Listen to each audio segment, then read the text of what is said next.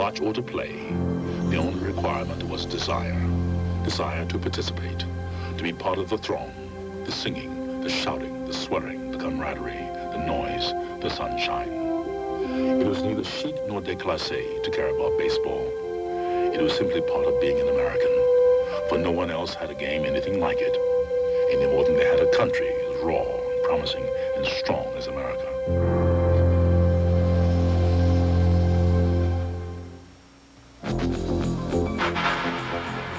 Was the site last night for Game 1 of the 1989 World Series. A's manager Tony La Russa sent Dave Stewart to the mound, and Giants manager Roger Craig countered with Scott Garrels. A key play in the second inning when Walt Weiss hit a ground ball to Will Clark. His throw to Terry Kennedy was in time to nail Terry Steinbach, but Kennedy dropped the ball, and before the inning was over, it was 3-0 Oakland. The big story last night, Dave Stewart, who was magnificent, going all the way to shut out San Francisco. He got further support from Dave Parker and from Walt Weiss.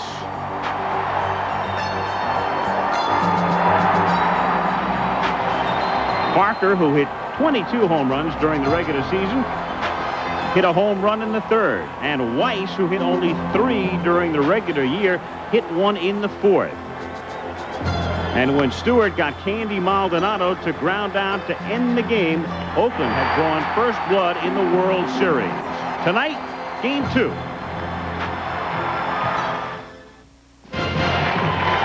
And there is a look at the Bay Bridge linking San Francisco and Oakland. Very much the symbol of this series, dubbed as the Battle of the Bay. And October is normally a great month in this area, and it's a spectacular late Sunday afternoon as you look at the Oakland Alameda County Coliseum filling up for the second game of the 1989 World Series as the San Francisco Giants take on the Oakland Athletics. Last night in Game 1, the A's winning it by a score of 5-0. I'm Al Michaels. Welcome to the second game. And so the Oakland A's are now 3 wins away from their first World Championship since 1974. And for the Giants, the mathematics are also very simple. If they lose tonight, they would be faced with the prospect of having to win 4 of 5 to capture their first World Championship since 1954 and their first ever since moving west in 1958, and that would be a very difficult task against a very deep and very talented Oakland pitching staff. Tonight, Mike Moore, who won 19 games during the regular season, goes to the mound for the A's, and Rick Reuschel will be on the mound for San Francisco. Well, Tim McCarver, even in a game that winds up 5-0, there's normally a key play, a pivotal play early on, and there was last night in the second inning, that play at the plate. Well, I think that's often overlooked in a blowout like last night. Some shoddy play early. For instance, last night in the second inning, the A's with 1 run in, first and third, 1 out, and a tapper by Walt Weiss to first baseman Will Clark. The throw by Clark after a double clutch to Kennedy is in time, and the reason that Kennedy has the ball slapped out by Steinbach is that he caught the ball with the weight on his right foot, and he didn't shift the weight to the weight on his left foot. And as you can see, Steinbach scores the second run of the game. So Kennedy couldn't stop Steinbach, and the Giants couldn't stop the Athletics last night. And a couple of home runs by Parker and Weiss, and of course the shutout by Stewart. The final score was 5-0. So that means the Giants try to get even tonight, and they put the ball in the hands of 40-year-old Big Daddy, as they call him, Rick Reuschel, going to the mound for San Francisco. And you've watched him for years, Jim. Yes, I have, and he is 40 years old. And I think Roger Craig, the manager of the Giants, would like to have Big Daddy do what Terry Kennedy couldn't do last night, and that's stop the A's cold. Well, he's a perfect pitcher to do it. He had a rotator cuff surgery back in 1982, but he was 17-8. Their leading winner this year, had a marvelous first half, 12-2. He struggled because of a groin injury, Al. But I'll tell you what, if there's one pitcher you want to have on the mound, it's that type of guy, because he changes speeds real well. He can move the ball around. Terry Kennedy says he throws the ball 20 different speeds, so it should be a big challenge for not only Rick Reuschel, but also the Oakland A's. And he pitched brilliantly on Monday when the Giants won the pennant, beating the Chicago Cubs.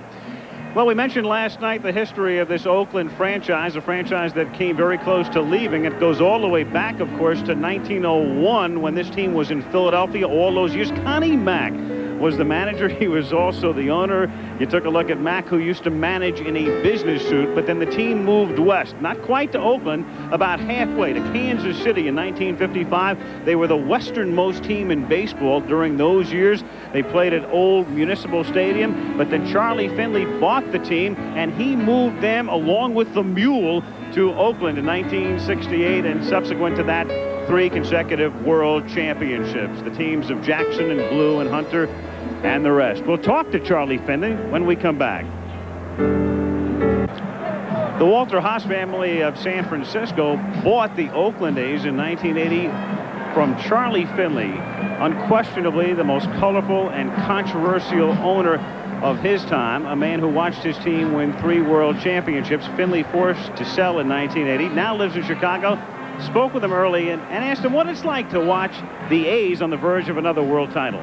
Well, Al, very good question. I feel very good about it. As a matter of fact, even though I'm not there tonight, I feel very close to what's going on because, Al, Tony La Russa, a manager, I signed him out of high school.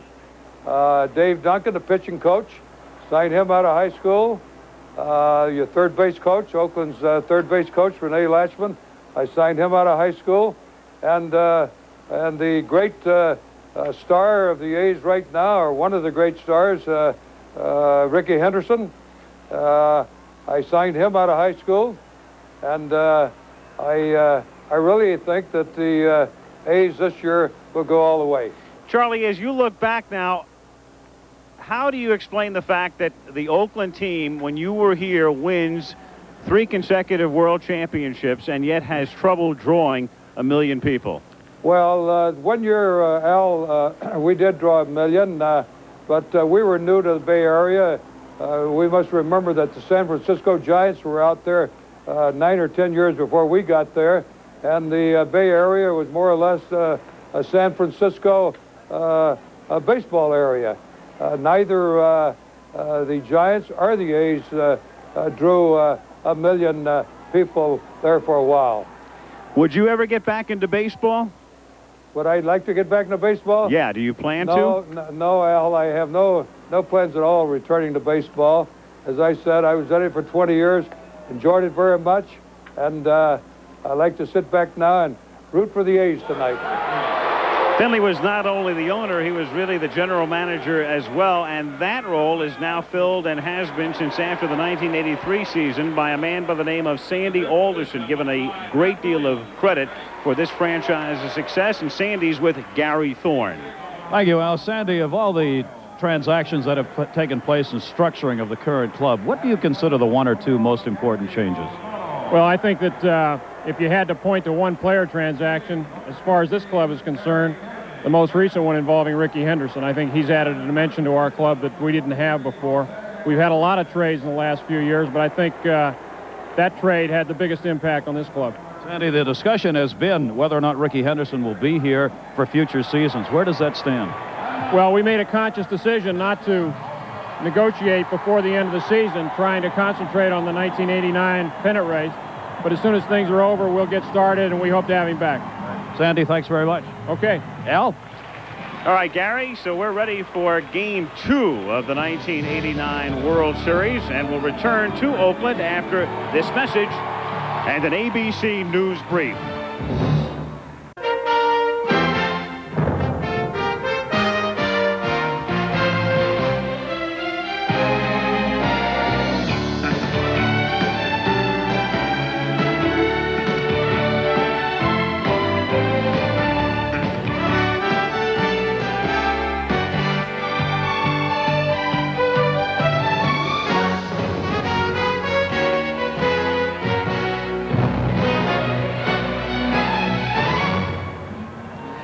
Early evening twilight in the San Francisco Bay Area. Across the bay, the city of San Francisco will pay the $1 toll on the Bay Bridge and will be at Candlestick Park on Tuesday for Game 3 of the World Series. But tonight, on the east side of the Bay, the Battle of the Bay continues. Game 2 of the World Series. The San Francisco Giants taking on the Oakland Athletics, with Oakland 3 wins away from their first world title in 15 seasons.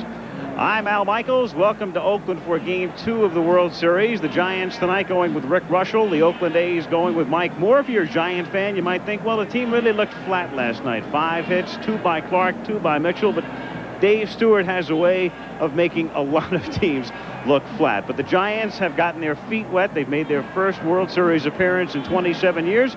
And so what about the mood of the team? To sum that up, we went to the leadoff hitter, center fielder Brett Butler, who talked earlier with Joe Morgan. Brett, after last night's performance by Dave Stewart, are you guys a little more concerned about the A's starters than you were coming into this series? Well, I don't really know about that. The man's won 20 games every year for the last 3 years. He's probably one of the best quality right-handers in the game. He had his best stuff last night, kept us off balance, so we only had 3 guys get hits the whole night. Will Clark got 2 of them. Kevin Mitchell got the other 2. I think Jose Uribe got the 3rd one, and you got to tip your hat to him. But being concerned, like I said, I think he's the best of the staff. He's the ace of the staff, and our concern right now is trying to get out of Oakland splitting. Well, you and Robbie Thompson ignite the Giants' offense. You didn't do much last night. Mike Moore is a similar pitcher. Do you plan anything different against him than you did Dave Stewart? Well, maybe we need to try to take a few more pitches. I think being the first game of the World Series, there was a few jitters. I know I had them the first time up. Maybe tried to do a little bit too much after they scored 3 or 4 runs. So maybe it's just to relax a little bit more, to enjoy ourselves a little bit more, and have maybe a different a type of attitude, and the fact that when you get up there, just take a few more pitches. I know you'll do a good job. Well, we'll try. All right, back upstairs now with Tim McCarver.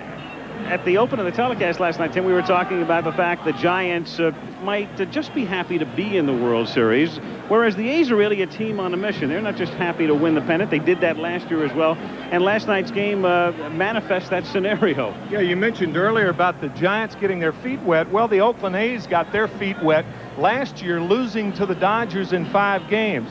And it seemed like last night they approached the game with a firm sense of purpose.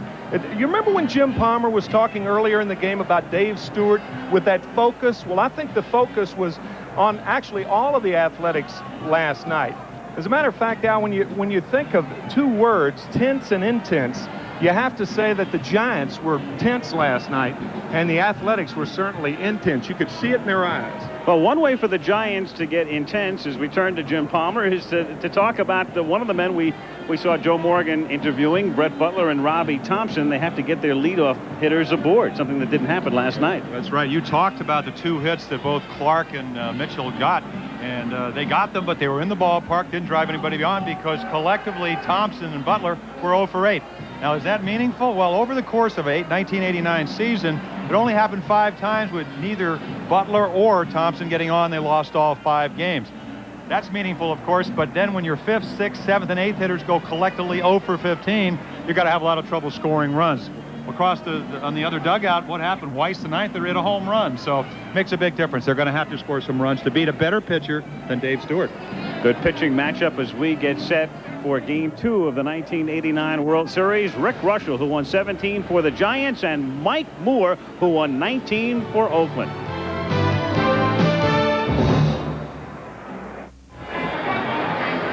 Well, you might recall on the 26th of August, in the 50th anniversary of the Little League World Series, the team from Trumbull, Connecticut beat Chinese Taipei. Final was 5-2 to win the title. Fly ball deep left field. McGrath is there. It's over. Trumbull wins it.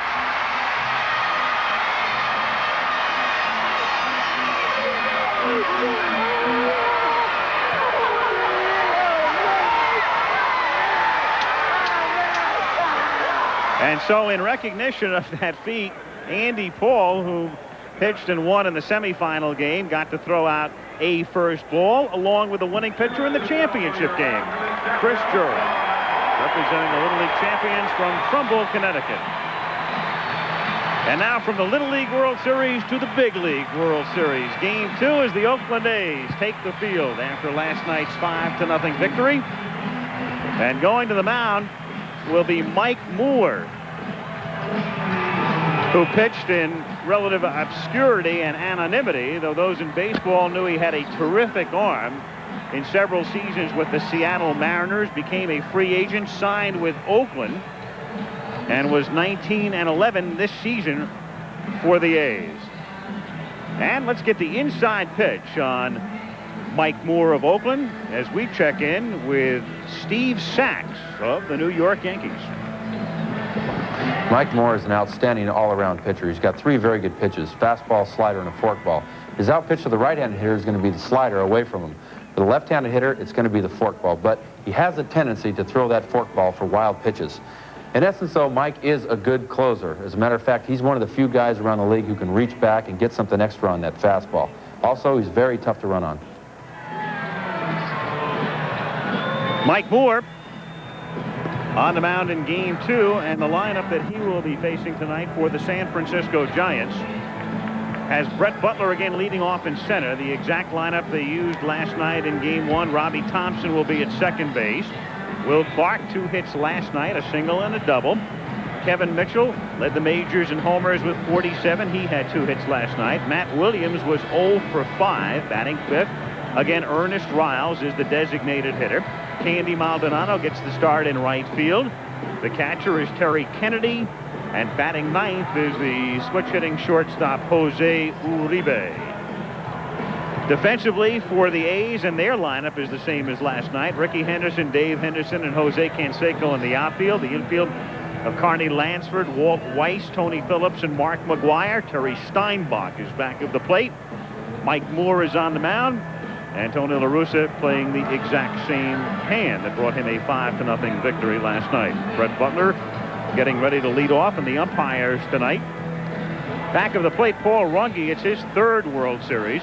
Vic Voltaggio of the American League at first. Dutch Rennert, National at second. Al Clark of the American at third. Eric Gregg, National down the line and left. And Rich Garcia, who was back of the plate last night and would be back of the plate in a 7th game, is down the line and right. So in Oakland, after a beautiful day in the Bay Area, cooling off a bit, temperature down in the low 60s, but very, very pleasant. And here we go with Game 2. Butler, Thompson, and Clark in the first inning. And you can see Lansford in on the grass at third. Butler never comes to the plate, at least not with 2 strikes, without having the third baseman in on the grass. 23 bunt singles this season, and the first pitch of the game high for a ball, 1-0.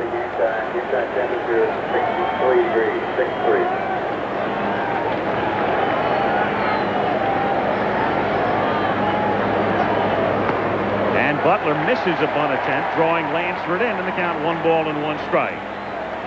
Trying to do something that he said he was going to do in the interview. He hasn't been hitting and swinging the bat well. 23 bunt hits on the year. Let's try to get on some other way.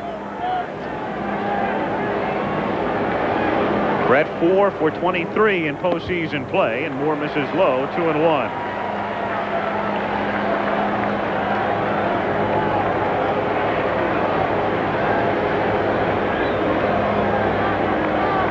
Outfield well around toward left for Butler. They give him all of right field. And it's away for ball 3. They really limit him defensively, as you can see. Overshifted toward the left side. And also very shallow. Again, playing percentage baseball. Type of hitter that you know he's going to steal. You got to make him hit the ball over your head. And the pitch is strike, and the count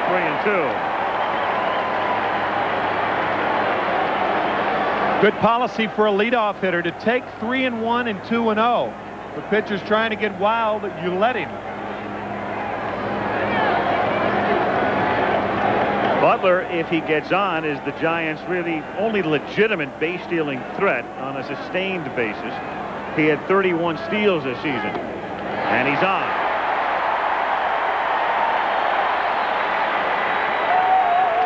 Butler had 31 stolen bases. However, he was thrown out 16 times, and that's a lot. And Robbie Thompson comes to the plate. And behind the plate for the A's, the best throwing catcher of the two, Hasse, will probably catch on Tuesday, but Steinbach threw out about 41 to 42% of the attempted steals, and that's about 11% over the league average.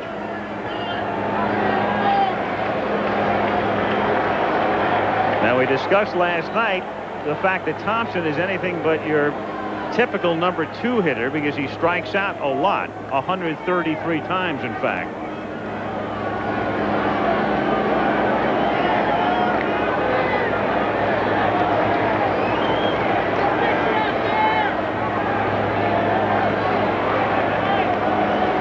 Butler held on by McGuire. I think a very important thing is something that Joe Morgan pointed out this morning in the meeting is that when Butler gets on, it makes Thompson a better hitter. More fastballs, you can't throw the breaking ball, so they can't really pitch to Thompson. They have to more come after him, and he's a good fastball hitter. And the first pitch is outside, ball 1-0. Hit and run situation right here. The tandem of Thompson and Butler, and also Roger Craig loves to hit and run. For that reason, the runners at first rarely get good jumps. That's not your intention on a hit and run. You get a good jump to steal a base, but not on the hit and run. We'll see if he's going here. There he goes, and the pitch is grounded to the right side, fielded by McGuire, and he makes the play unassisted. So with the right side opening up with Phillips breaking the cover second, Thompson tried to punch the ball through, but bounced it down the line. But Thompson is able to move Butler into scoring position, and Will Clark comes to the plate. And what happens is that he swings at a ball. Look where that ball is, down away. Now Butler does advance into scoring position, but he already threw, talking about Mike Moore, 4 balls to Butler and maybe 2 to Thompson. Butler at second, 1 out in the first inning, and Will Clark 2 for 4 last night. So hot in postseason that his postseason average dropped from 650 to 625 on the 2 for 4 night. He is 15 for 24 in the playoffs and World Series. And he hit the ball sharply on 3 occasions last night. The single, the double, and a drive to center, and he hits one in the air to deep left field. But Henderson has room, and Ricky makes the catch. Butler tags, but holds at second.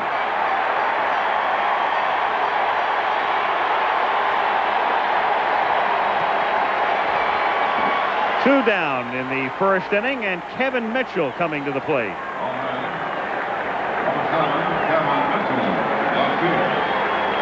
Really an underscored fact as you look at Kevin Mitchell is that Ricky Henderson, everybody looks at him as an offensive threat, but an outstanding left fielder. Not that he had to make a difficult play there, but gets the ball quickly. Not gifted with a strong throwing arm, but because he gets to the ball quickly, he releases the ball quickly to hold the runners. He doesn't throw a lot of runners out, but by releasing the ball quickly, you hold the runners. And that's what good outfielders do best. Butler at second, 2 down now in the top of the first inning. 1-0 on Kevin Mitchell, who would be the favorite to win the National League's MVP award. Again, the ballot's already in, and he chops it foul at the plate, and to count 1 ball and 1 strike. The Giants last night, with only 5 hits and 1 walk, so 6 base runners, and only once did they get a man to third. See that half shin guard on the left ankle of Kevin Mitchell. He said he's even wearing it under his suit. Not only in his baseball uniform, but that's what happens on that ball down and in. He pounds it into that left ankle, and that's the reason he has the shin guard on. Steinbach blocks one in the dirt, and the count 2-1. Fahey telling Butler to hold on. Moore with 17 wild pitches, and right here it appears it's going to be one, but Terry Steinbach blocking it extremely well, staying down in front of it. And that's the forkball, or the split-fingered fastball, that Mike Moore has acquired this year. One of the big difference. Now he became a 19-game winner. That's what you do as a catcher. You don't try to catch those pitches. You try to block them. Keep them in front of you. You coddle them so they don't bounce far away from your body. 2-1 to Mitchell. His stroke foul outside third, and the count 2-2.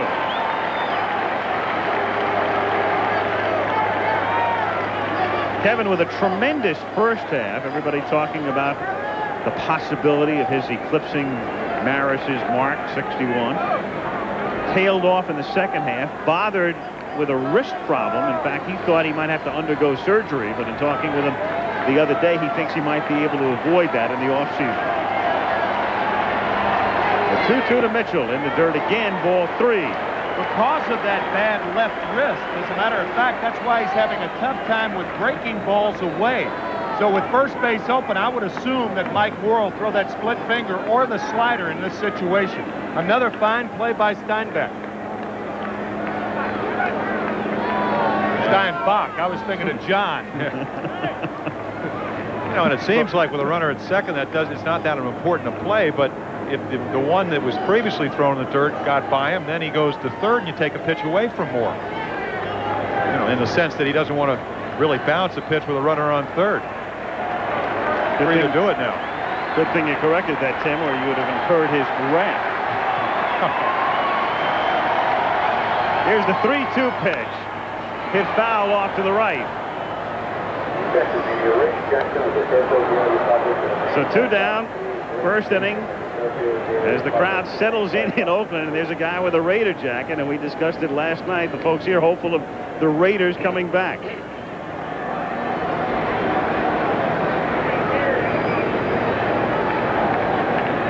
Raiders, by the way, won today, beat Kansas City. Because they had that baseball player back. Yep. Bo somebody. Yeah. 3-2. And it's popped up. And the Giants will squander a scoring opportunity in the first as Rice puts it away. Butler left at second. Up come the A's in the bottom of the first. Looking at Rick Reuschel of the Giants. Here's the inside pitch on Rick from Tony Gwynn of the Padres. Against Rick Reuschel, the hitters are going to have to be patient because Rick's not an overpowering pitcher. His fastball has movement, but with runners on, he will change speeds. He's got a quick delivery and is one of the best in the NL at holding runners. And for a big man, a great fielder, and it's really difficult to bunt on. But we'll know early if he's going to be successful because if the ball is down in the strike zone, he's going to be in there. But if it's up, he's going to be in trouble.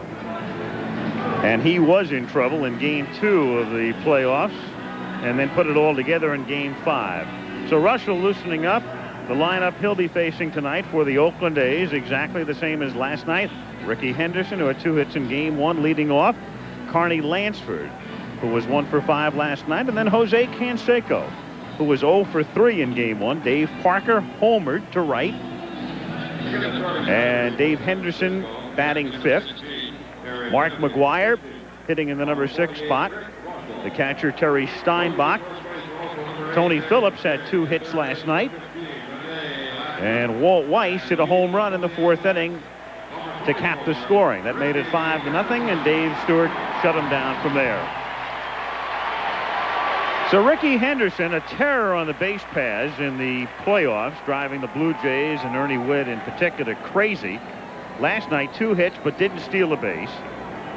Henderson now 8 for 20 in postseason, plus those 7 walks in the playoffs. So even though this year he had 274, his on-base percentage was .411, which means you get aboard 41% of the time. And then you steal 77 bases.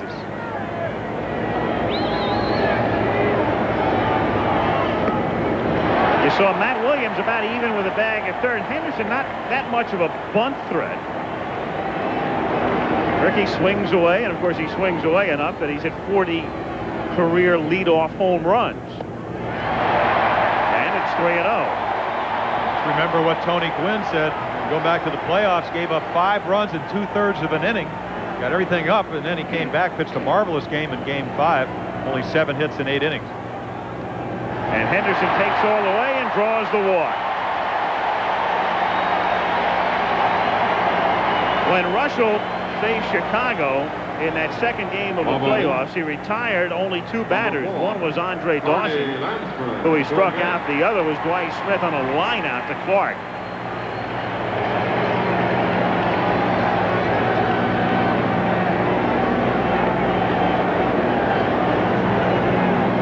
Carney Lansford comes to the plate.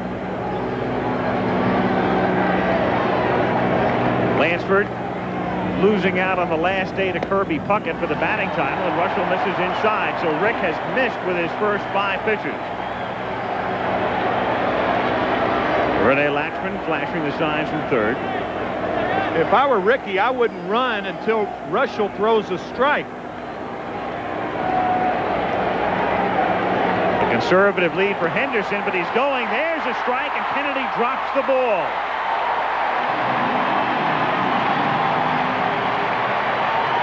So much for the unpredictability of Ricky Henderson. You know, I guess maybe, his excuse me, ninth Timmy. postseason stolen base. And I think what he's thinking is they're not going to pitch out, so let's go on the first move. Boy, you can see right there. And what Tony Gwynn talked about was the quick move of Reuschel to the plate. He gets it there about 1.1 second, but if your catcher doesn't catch it, you don't have a chance. And now Lansford hits one down the line for a base hit and maybe more. Henderson comes in to score. Maldonado fields in foul territory. Lansford with a double, 1-0 Oakland.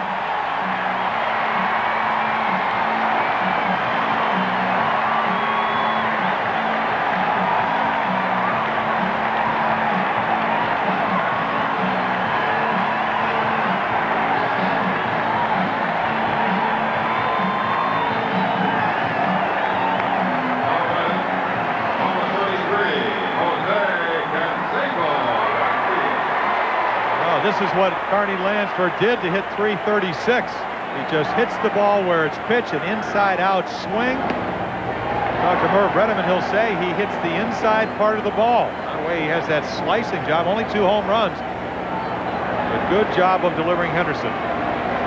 Jose Canseco, hitless last night, hits a little grounder to third, fielded by Williams, who looks Lansford back and throws him out.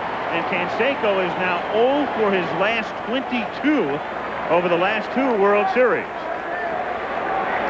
So 1 gun in the first inning, and Dave Parker coming up. You ought to give him 2 at-bats for that, because he did not get Lansford to third base. No effort to do it.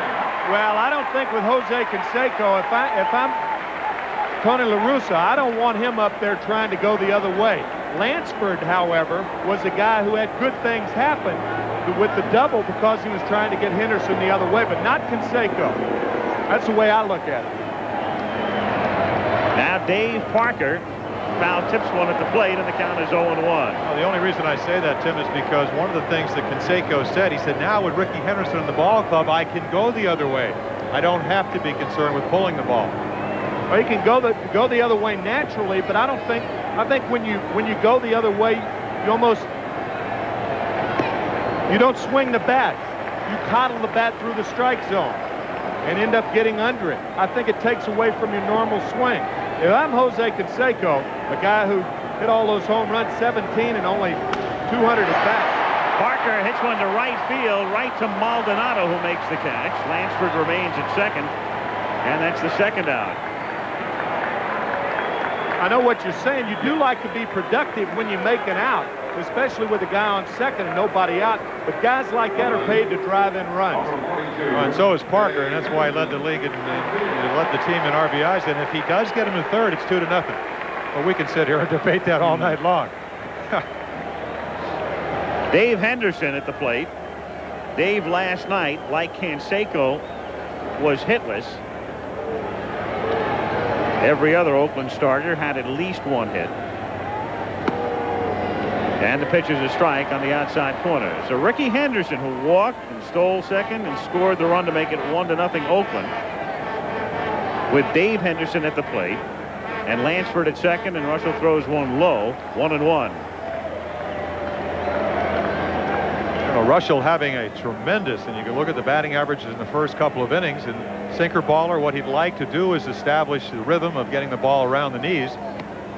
But he had a groin pull. And, 12-2, 5-6 over really since July 1st.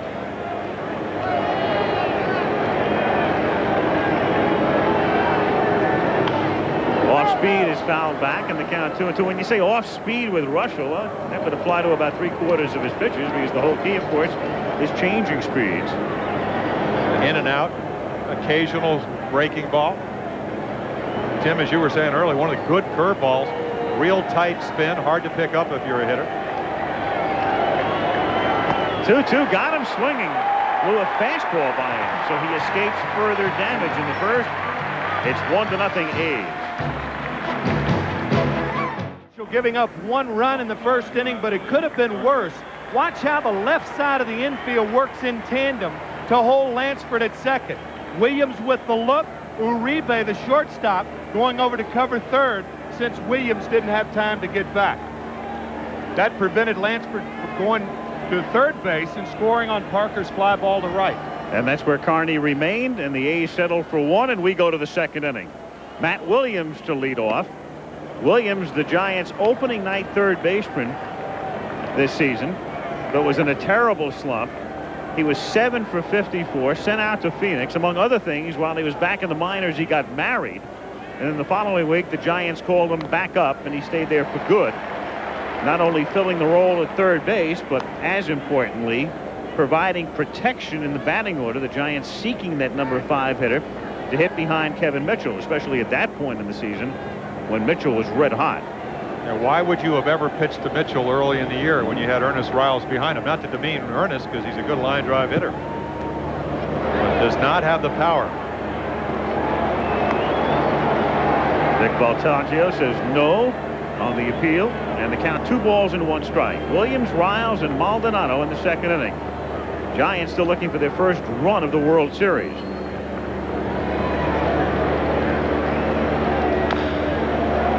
Squibbed foul, and the count 2 balls and 2 strikes. Pretty much summing up the mood in the Bay Area, those shirts and the hybrid caps. Go ahead. Battle of the Bay. A look toward the Oakland Hills, with the sun going down in the Bay Area on a very pleasant night.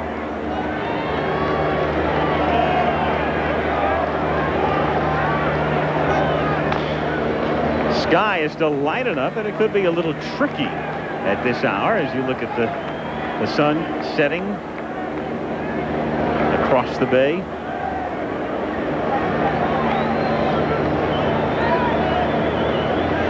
But there is a little cloud cover, some high cloudiness. Not quite as difficult as it would be if it was a brighter blue.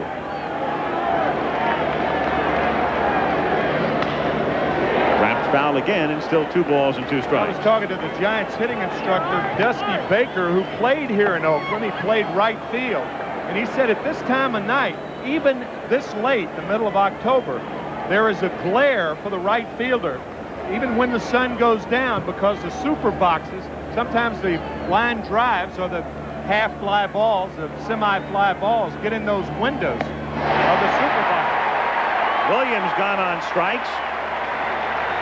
Third time he has struck out in 5 at-bats in the World Series, and the batter will be Ernest Riles. Riles, the designated hitter.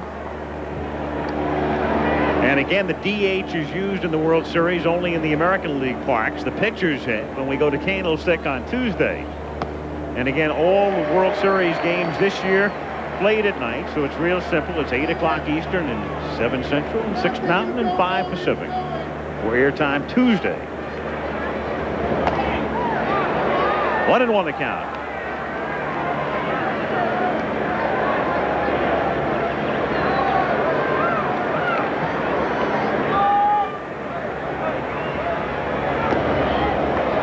Two and 1. That's a pretty interesting graphic because Mike Moore is a good strikeout pitcher in the top 10 and wins, earned run average, and strikeouts.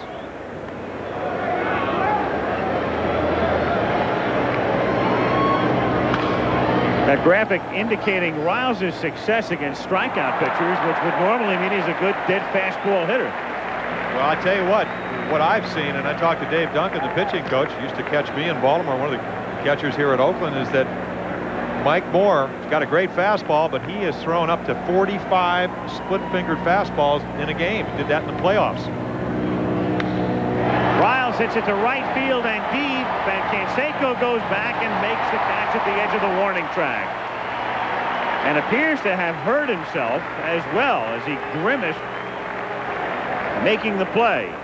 2 down. And Jose flexing that left leg. Of course, he missed half the season with the broken wrist. Ernest Riles, a low fastball.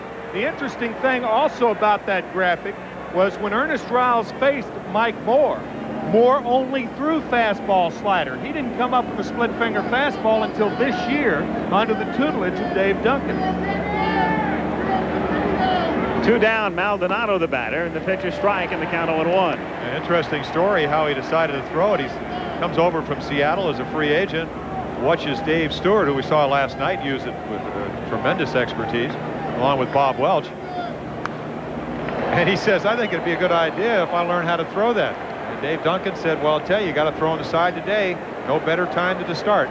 And you put it with a good slider, in fact, a great slider and a 90-plus fastball, gives him an extra pitch, and that's been the difference. 7-15 last year was Mike Moore, 19-11 this year. Maldonado fouls it away. You think about it, the Mariners never in contention with Mike Moore, and of course Mark Langston. Moore becomes a free agent, comes here. Langston gets traded to Montreal, so they're going to revamp and rebuild their pitching staff, and they do have some real good young arms, but Moore and Langston, half of that rotation, and the team never in a race. Foul back. Yeah, Mike Moore played for a Seattle team in 1988 that was 68 in 93. You look at his one-loss record. And to come over to a team that last year won 104, this year 99, he had to be smiling. Also, he took a 10% cut. They cut his salary in his option year up in Seattle. Good way to lose a guy. 1-2. It's before the new owners came in. That's true, but I'll tell you what, that's a good way to get a guy to want to go out and become a free agent. Also, the Kingdome, the toughest ballpark in the American League, at least from home runs to pitch in. 2 out, bases empty, and the 1-2 pitch to Maldonado is a half swing, and down he goes. 2 strikeouts to Moore. Giants done in the second. It remains 1-0 Oakland.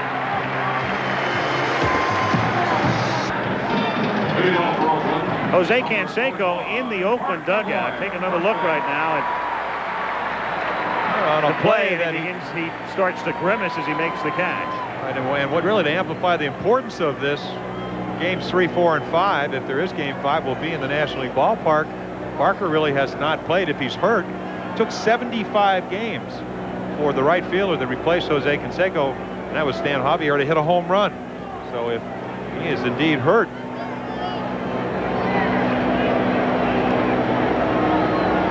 matter of fact, that is the only home run, the home run by Javier, that was hit in the absence of Canseco by a right fielder. Mark McGwire leading off in the bottom of the second inning. McGwire, Steinbach, and Phillips. Marco had only 1 hit in the 5 games in the series last year. Had 3 last night.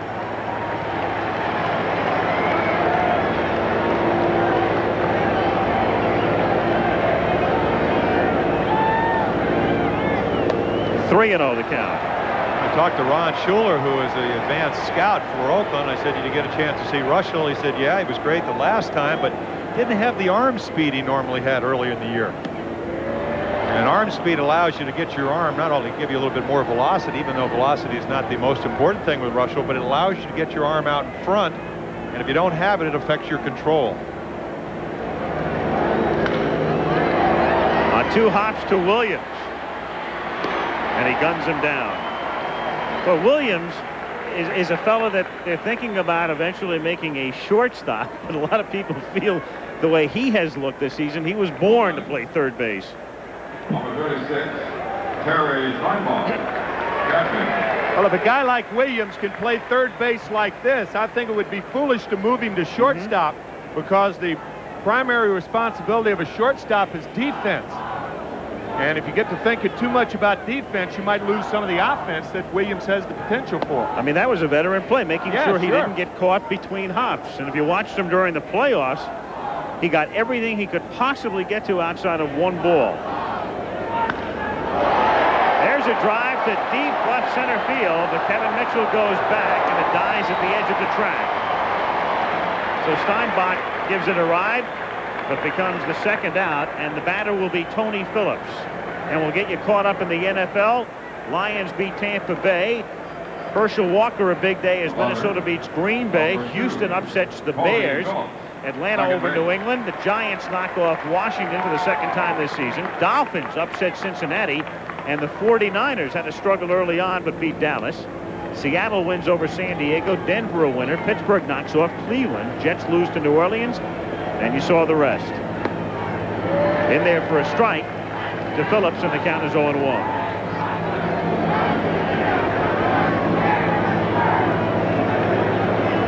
Tony, a switch hitter,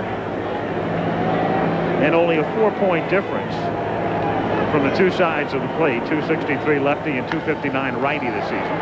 And he grounds it softly down to Clark, and it's a 3-up and 3-down inning. 1-0 Oakland at the end of 2, and back we come to the Coliseum after a word from our ABC stations.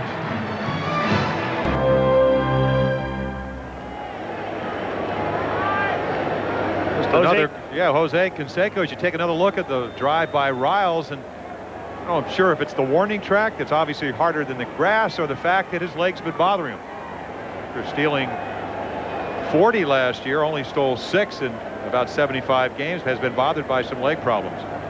Top of the third inning, Terry Kennedy to start things for the Giants. Kennedy, Uribe, and Butler, the 8, 9, and 1 hitters. The Giants have now gone 23 consecutive innings in their last 2 World Series appearances without scoring a run. They were shut out last night. If you go back to the 7th game of the 62 World Series, the game that ended when McCovey lined to Richardson, they were shut out that day 1-0 by Ralph Terry, and they haven't scored since the 5th inning of Game 6, which was held exactly 27 years ago today. And they scored off Whitey Ford and Jim Coates. So it's a 27-year scoreless streak. 2-1 to Kennedy is hit sharply into right field for a base hit. First hit off Mike Moore. Kennedy with a leadoff single, and Jose Uribe, the switch-hitting shortstop, comes to the plate. Just another indication that left-handers like the ball down. Boy, down and in. We saw Parker's home run last night. Phillips' ball hit so hard he can't even react to it. Does not react quickly enough. Riles driving a ball. Here's another one. If they said, where do you like it on a batting tee, they'd say just about thigh high inside half, and that's where it was. Uribe takes outside, ball 1. I'll tell you, I would not be holding Terry Kennedy on at first base, because Phillips, the second baseman, is cheating towards second. And there is a big hole on the right side, and Tony La Russa has, sure enough, moved McGuire behind Terry Kennedy.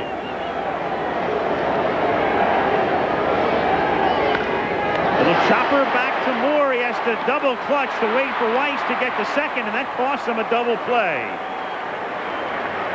Moore looking at second and had to double clutch to wait for the shortstop to get near the bag, and they settle for the 1-6 force.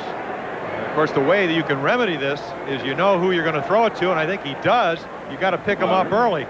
And also, you should never, ever break your hands. Keep your hands together, take a little throw step. And you can see Weiss trying to turn it. Throws him a good sinker at second base, and a good slide by Kennedy. Could have been a double play if it was executed properly. Yeah, Weiss had to stay more toward the third base bag because Uribe hits the ball that way a lot. So he can't cheat towards second for the double play. If he cheated like he would normally do on a left-handed hitter, it's an easy double play. Now Butler, who walked in the first inning. Uribe, not really a base-stealing threat. He stole only 6 this season. Lansford in on the grass at third. And Moore throws over to McGuire. Same situation right here with Butler hitting. You see how far Weiss is away from second base. Phillips a tad closer to second. So on a ball back to the pitcher, it's going to be, again, tough to turn the double play with the speed of Butler and the distance that Weiss is from second base. Of course, then the question is, why doesn't Phillips cover? He's closer to the bag. You know, you usually designate earlier. It makes sense, as it should have been on the ground ball previously hit. You always turn around and either look at the shortstop and he'll, give you the sign with the glove to the chest, it's me, or somebody else. That would be the second baseman. First pitch to Butler misses. Ball 1. 1-0 the count. Oakland ahead 1-0. Third inning in game 2. Uribe at first base and 1 out. Check out the open and closed mouth now, and you can figure out who will be covering at second base. Open mouth is, you got it. Closed mouth, that means Weiss is covering right now. And Weiss is not cheating towards second base. And nor should he, because Butler's going to hit the ball that way. So it really doesn't make sense as far as the responsibility of Walt Weiss. Should just say, hey, Tony, I know it's a tougher play for the second baseman because his momentum's going away from first base. Phillips has it now. They changed it. And there goes Uribe, and it's a little chopper hit foul. And the count 1-1. That's strange. It appeared that Phillips was going to cover on a breaking ball, and you would think that the breaking ball would be pulled. So.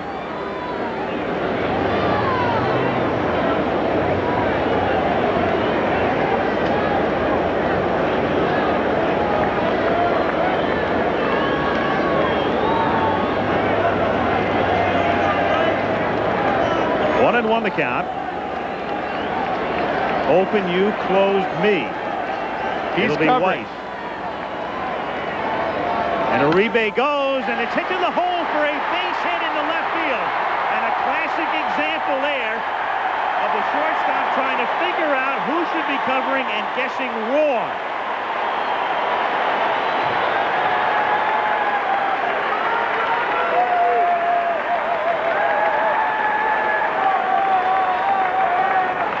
Brett Butler should be, see right there, Weiss going towards the bag for some reason, because Butler is a left field hitter.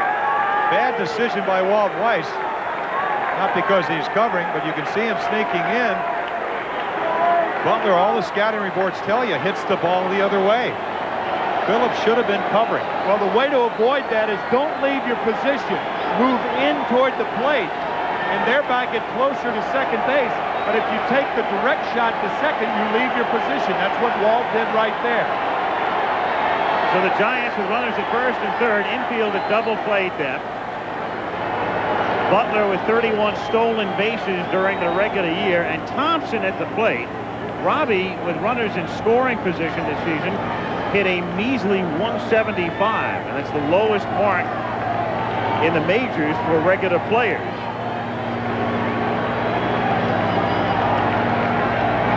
There goes Butler. It's swung on and missed. The throw is very high and saved by Phillips.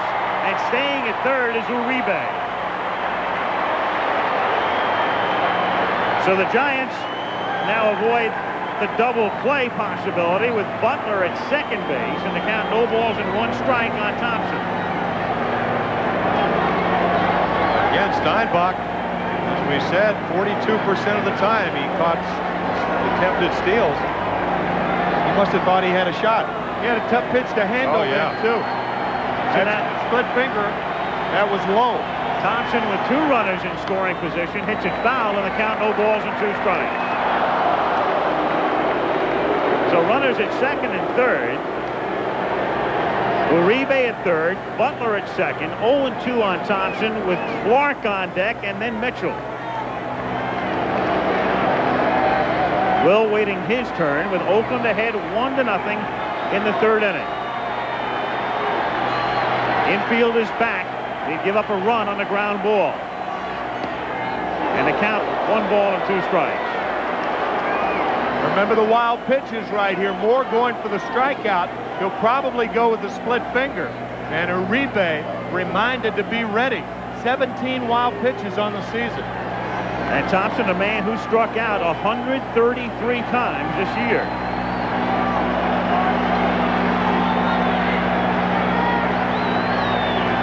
One-two to Thompson. Squibbed foul, staying alive. And Moore with 172 strikeouts in his 241 innings. So he can strike you out. That's what he needs.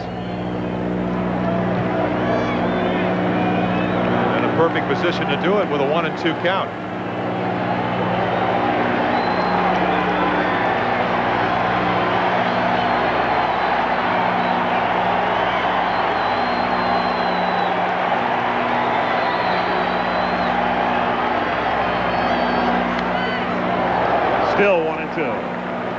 see Terry Steinbach, the catcher, put down one and then go up. That normally means it'll be a fastball because he's not going to ask for a breaking ball up. But Moore with two kinds of fastball. That was the riding fastball you hold across the seams.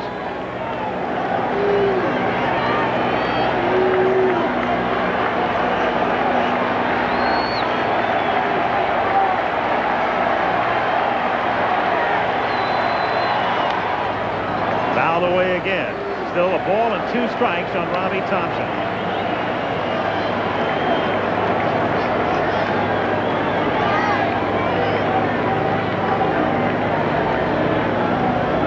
Steinbach now to the mound.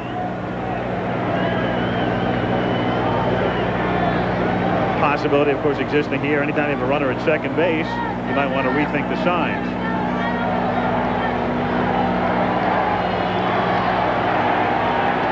Clark on deck, and then Mitchell behind him.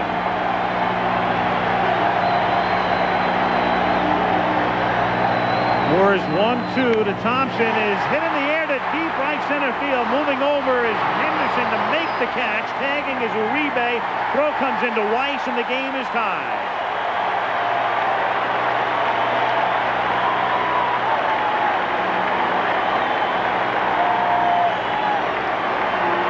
And so the Giants get on the board for the first time in the series, and it's 1-1 with 2 out in the third. Butler at second base, and Will Clark the hitter. And a fine at bat by Robbie Thompson, fouling off some very tough pitches and then getting what appeared to be a slider. A nice play by Henderson, that ball tailing away from him, and he gets the ball, pivots, and throws quickly back to Weiss to hold Butler at second. Good at bat by Thompson. And a most interesting inning for the Giants, too. Remember Uribe's bouncer back to Moore, who had to double clutch. That would have been a double play. Instead, Uribe reaches. The wrong guess by Weiss to open the hole for the single by Butler, and now the sac fly as Clark fouls it away. 0-1. So the Giants really scratching out a run here in the third. And think about it, Roger Craig has put the hit and run on 3 times in this ball game. Twice unsuccessfully, once successfully.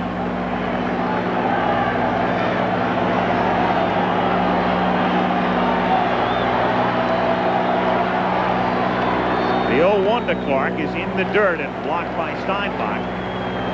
1-1. Clark flied out in the first inning. 2 for 5 in the series. And 15 for 25. 600 in postseason.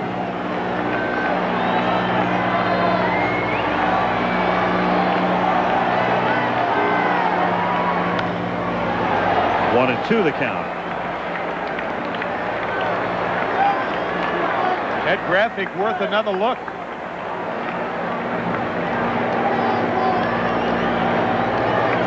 You know, he'll tell you this is what he comes to the ballpark for. He wants to hit in these positions. A lot of hitters, hey, try to walk, let the other guy do it. Not Will Clark. That was regular season, and of course didn't count the most important at-bat of the year for the Giants as it rolls away from Steinbach. The throw to third is too late.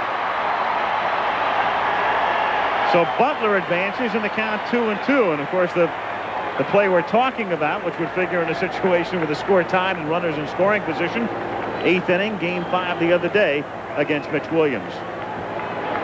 I think Steinbach missed that ball because he tried to catch it. Remember, the ball in the dirt, the catcher doesn't try to catch it. He tries to block it, and that's why it skipped by Steinbach.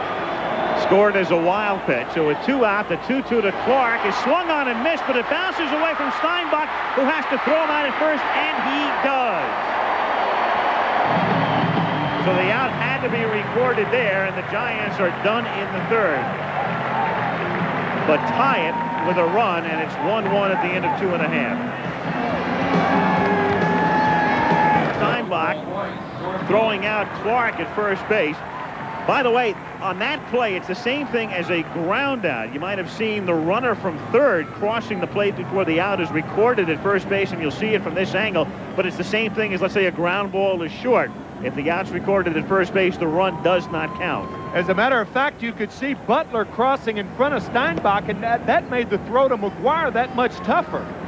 Usually a routine play, but not routine since Butler was in the line of sight between Steinbach and McGuire. Walt Weiss at the plate with a count 1-1.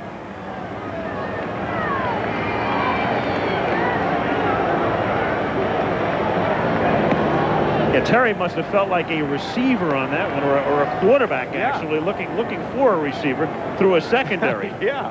Man coming in from third, runner going to first. And McGuire proved an adequate wideout as Maldonado pulls in the fly ball off the bat of Weiss. One down in the third inning, and Ricky Henderson coming to the plate. I think it's also interesting to note the wild pitch before. Now look how Steinbach goes after that ball with the glove. So it's a wild pitch, Butler to third. Now on the strikeout, Steinbach gets down to block the ball, and that's why he kept it in front of him. Or at least not to have the ball trickle away too far so he couldn't get Will Clark. Ricky Henderson, 6 for 15 in postseason, plus 8 walks now, including 1 in the first inning.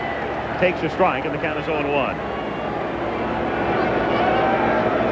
Henderson in the first walked, stole second, and scored on a Lansford double. Check swing foul, and the count is 0-2. So Rick Reuschel, after a most inauspicious beginning, the walk, the steal, the double to Lansford, has settled down, and he's now retired 7 straight. So he began the game as he began game 2 of the playoffs, but he settled into the type of groove he got into in game 5 Monday when he worked 8. 1-2. The only run he gave up on Friday, an unearned run. Kevin Mitchell lost a pop fly in the sun. Speaking of the sun, beautiful shot. Speaking of the glare, every time I say something, we see a beautiful shot of South Bay. No. What are you tell me? About the middle of the bay. The middle bay, yeah, okay. At that point. There it is, looking out toward Alameda and the San Francisco Bay, and the Goodyear Columbia hovering above the Coliseum. It'll make the 8-mile jaunt on Tuesday for game 3 to Candlestick as Henderson loops one into right field for a base hit. So Ricky is on again, and you know what that means with Lansford coming to the plate. Third baseman, Tony Lansford. Well, look at the crouch of Henderson and again does not mind hitting with 2 strikes. As an opposing pitcher, you often wonder how many bats does he go through in the course of the season. It's not really the annoyance that he causes when he gets on, it's how annoying he gets on.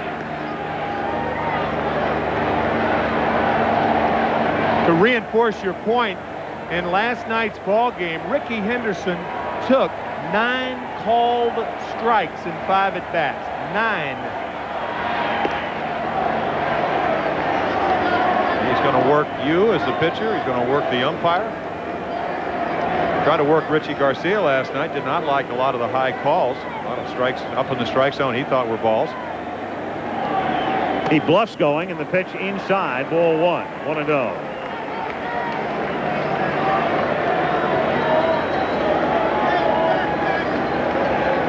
Henderson at first base, held on by Clark.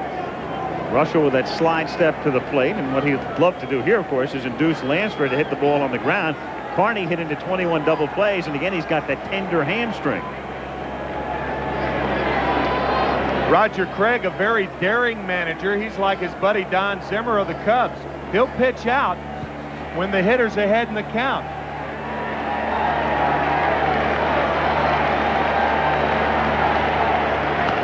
That's grounded foul, and the count 1 ball and 1 strike. Especially with a pitcher with as good a control as Rick Reuschel. Yeah, that's the important factor. If you have somebody like Garrelts who's struggling, you're less likely to do it. But you're looking at a guy right here that has really exquisite control.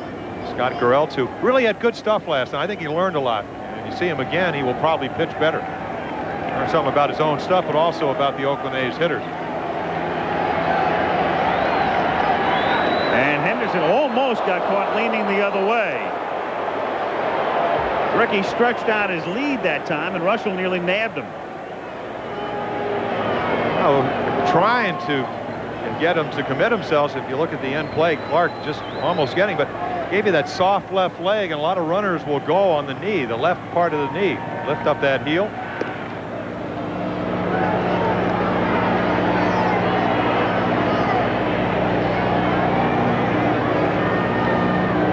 Vic Baltaggio, a good call. Looked like he was back. Did make it close. Now the 1-1 pitch is grounded to third. Williams goes to Thompson 1, and Lansford has hit into a double play. Exactly what Reuschel wanted. End of 3 in game 2. Giants 1, A's 1. 2 of the Oakland Coliseum. Game 2 of the 1989 World Series. Tied 1-1 to the 4th we go. Kevin Mitchell fouls it away. Mitchell, Williams, and Riles facing Moore. The double play into which Lansford hit. Watch Ricky Henderson. The ball hit too sharply to allow him a chance to get on top of Robbie Thompson. So Ricky just goes down about 7 feet before the bag. Quite in contrast, of course, to what he did in game 1 of the playoffs, and that turned out to be the pivotal play when he literally. Oh, yes. In that game, it broke a tie on what would have been a double play as he went into Nelson Liriano, forced a wild throw, and the A's went on to win it as Mitchell grounds one into center for a base hit. So the Giants, for the 3rd time tonight, have the leadoff man on. They were able to capitalize with a leadoff single in the 3rd, and it will bring up Matt Williams. Well, Mitchell swung the bat extremely well last night with 2 base hits. One a rocket to right, and the other one a jam shot. This time, you just cannot throw a fastball in the middle of the plate and not expect Kevin to have a good swing at it. He's got to be a little bit more interested tonight. Last night down by 5 runs early in the ball game. Concentration sometimes wanes.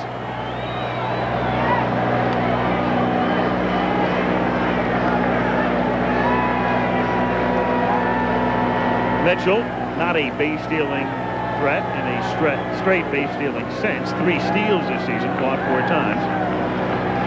But Matt Williams, a powerful right-handed hitter who pulls the ball mostly. So what Tony La Russa will do, will hold him on with Williams hitting, but probably not with Riles, the left-hander, on deck.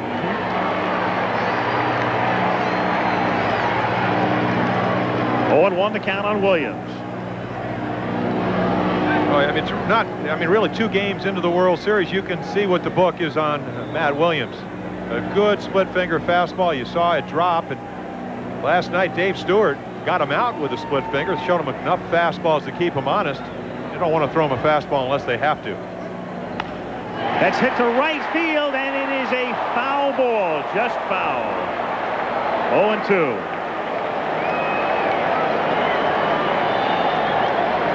So Matt back to the plate, Mitchell back to first. Williams looking for his first hit in the series. He's 0 for 5 with 3 strikeouts. Well, I think the point you made earlier about Canseco not going to right field is also very valid here. I don't think he tried to do that, Tim. I think what happened, he just got fooled. Another split finger fastball.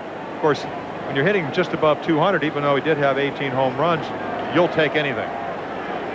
Yeah, both Canseco and Williams can go naturally the other way.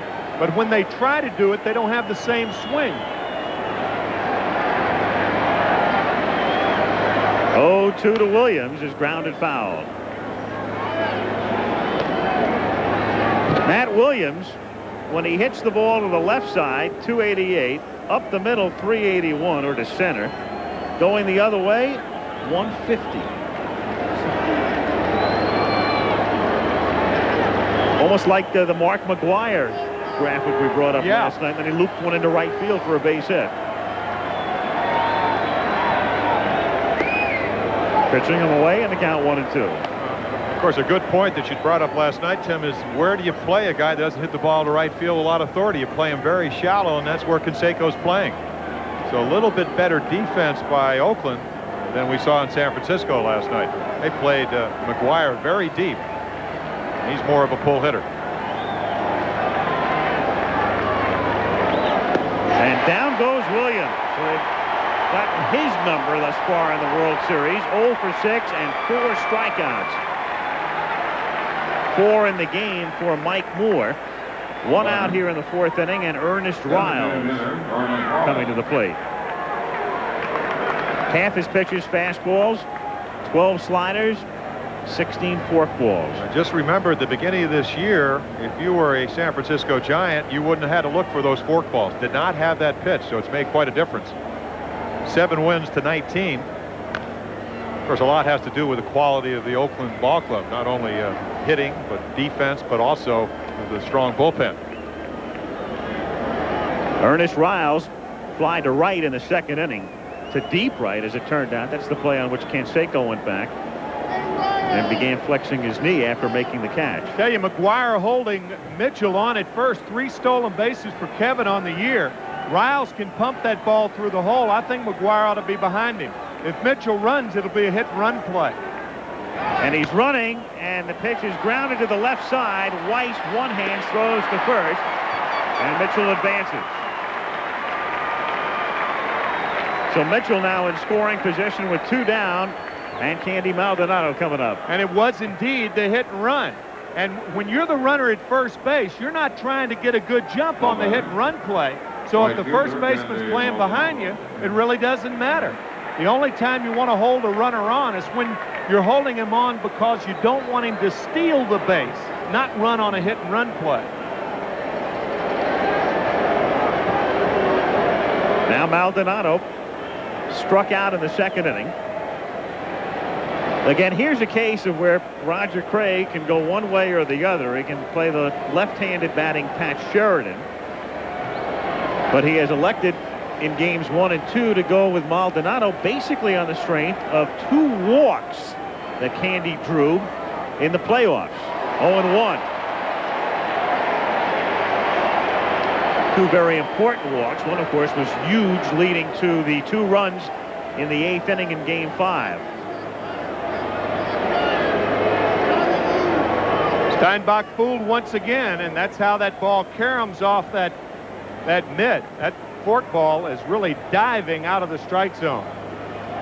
Terry's doing a fine job back there. In the dirt, and this one bounces away from Steinbach, who had trouble finding it for the moment, and Mitchell advances to 3rd on the wild pitch. I think we're getting a pretty good illustration of why Mike Moore led the American League in wild pitches. 17, 2 more tonight. Just think of Terry Steinbach now with a runner on 3rd. Previously at 2nd, he moved to 3rd on this play. You got to be very tentative. I mean, Moore, at 6'4", is throwing the ball with such a great angle. I'll make a correction. I believe he's 2nd in the, trying to be number 1 in wild pitches tonight. Well, if you count postseason. Yeah. He's trying to get the lead. Maldonado checking his swing, and the count 2-1. Game tied 1-1, 4th inning, 2 out. Kevin Mitchell, the runner at 3rd.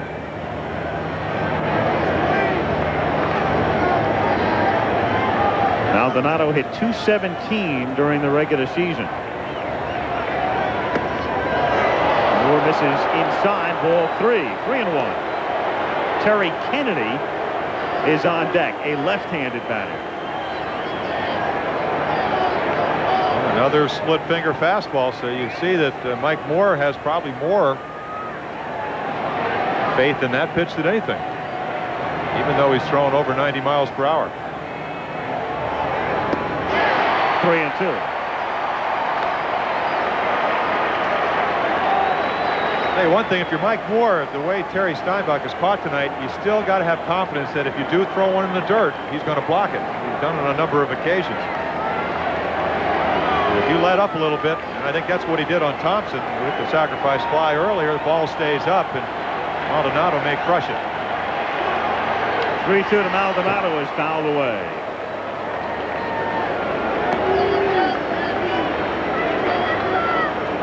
Well, if you're Mike Moore, on the other hand, you can't go away from your strength.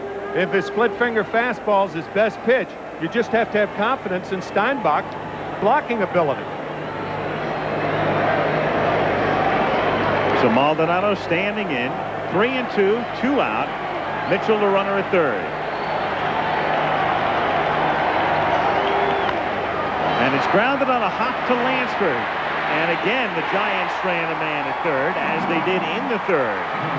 3.5 in the books. It remains 1-1. Canseco will lead off as we go to the bottom of the fourth inning. Oakland Coliseum, Al Michaels with Jim Palmer and Tim McCarver. Now, when Canseco hits the ball, normally a pull hitter 46 times to left field, 17 to third, and 14 to short. But 30 times he's hit the ball the other way.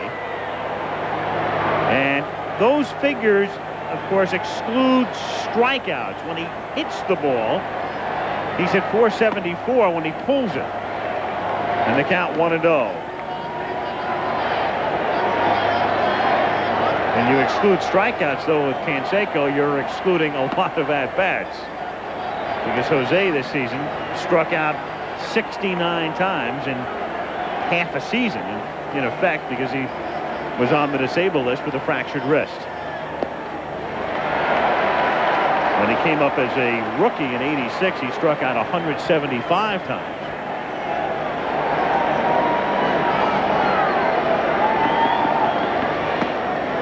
Jose takes, and the 3-0 pitch is in there for a strike. 3-1.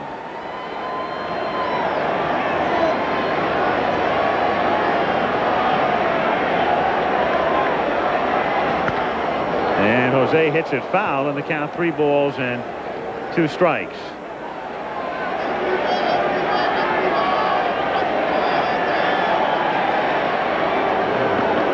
Very compact for a guy that's 6'3", over 240 pounds. 3-2 to Canseco is fouled away. Jose, of course, is hitless in this series. We talked about last year. The only hit he had was the Grand Slam homer. He's now 0 for his last 22 in the World Series, but still 9 at-bats shy of the all-time record. Marv Owen, Tiger third baseman, 31 consecutive hitless at-bats in 1934 and 1935. Marv Owen was the third baseman for the Tigers, into whom Ducky Medwig slid in the 7th game of the 1934 World Series. The Cardinals and the Detroit Tigers, and Medwig had to be removed from the game. That's fouled away, and it remains 3-2. For his protection, I might add. The only time that's ever happened in World Series play.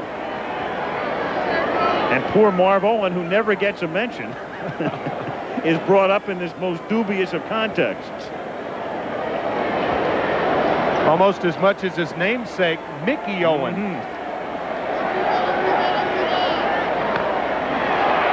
Canseco fouling it at the plate, staying alive, and it's 3-2. He's fouled off 5 in a row. Well, after 3 innings.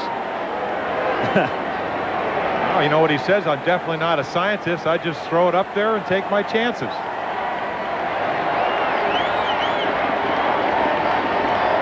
A lot of different speeds on those fastballs, of course. Yep. And that's the key. And Canseco draws the walk. So Jose at first base with nobody out, and Dave Parker coming to the plate. Well, our guys Frank and Dan are in Buffalo, no doubt watching this one tonight and preparing for Monday Night Football tomorrow. Rich Stadium. Jim Everett leads the unbeaten Rams 5-0 against the Buffalo Bills on Monday Night Football, and which should be a good one at 9 o'clock Eastern tomorrow night. This is an off day in the World Series tomorrow, and we resume on Tuesday from San Francisco at 8 Eastern time. What time in your room to watch? Well, it's compulsory viewing, isn't it? Tomorrow? Yeah. We're going to tape it. We're going to tape it. Roger, every time I look at Roger Craig, I keep thinking of Bob Costas' great line in the playoffs. He looks more like Lyndon Johnson every day. And like the former president, Roger very much a man of the land. In fact, he had retired when Craig was coaching under Sparky Anderson, the world champion Tiger team in '84. He retired, went back to near San Diego, to his home. And Roger realized a bad matchup here. A low ball pitcher to a low ball hitter. And Parker high balls one to right field and into the the corner, and it's a fair ball. Maldonado plays it perfectly, then double clutches. Parker is in at second, but Canseco comes in to score.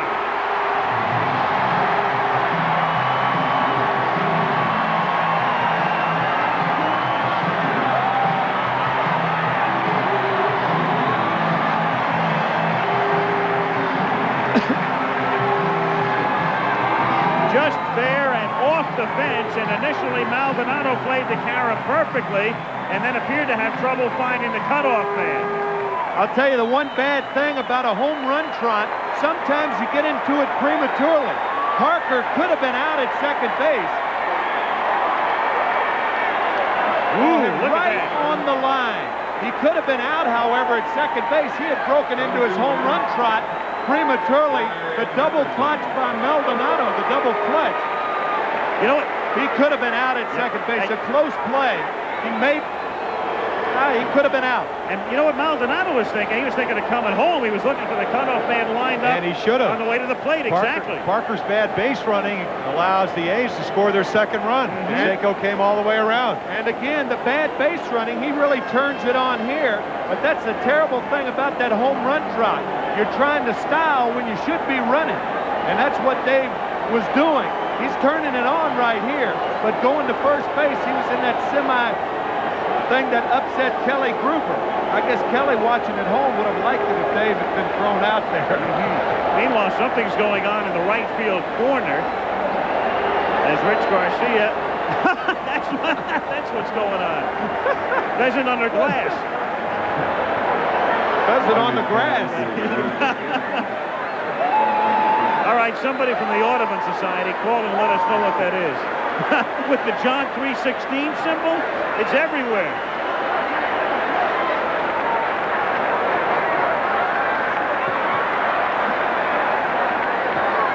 And the umpires don't know what to do with it. Meanwhile, look at this. The yellow line, of course, means fair ball in play. Below the top of the fence. Look at that.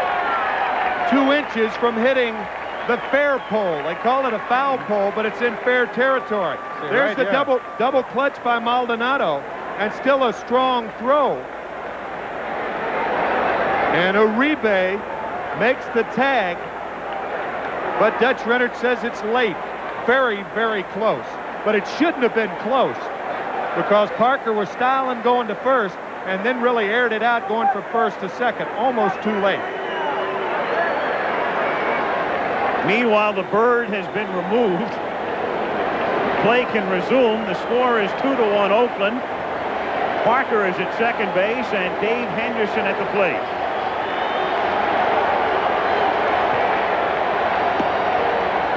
One and oh the count. Another look at Parker's late slide, but apparently early enough to have Dutch Rennert call him safe. He's right there.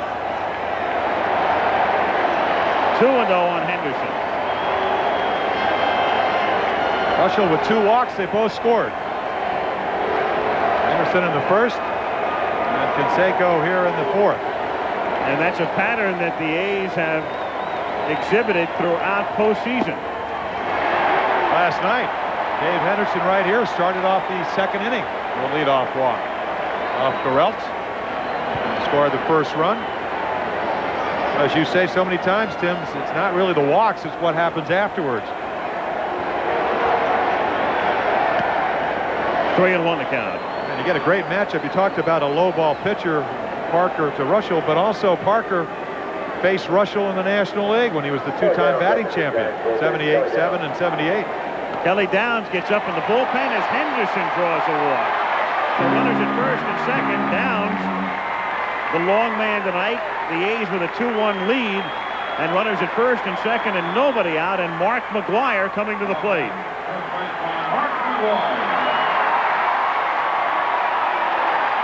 McGwire rarely called on to sacrifice if Tony La Russa would be thinking that way. He did not have a sacrifice this season, and he swings away and fouls it away, and the count is 0-1.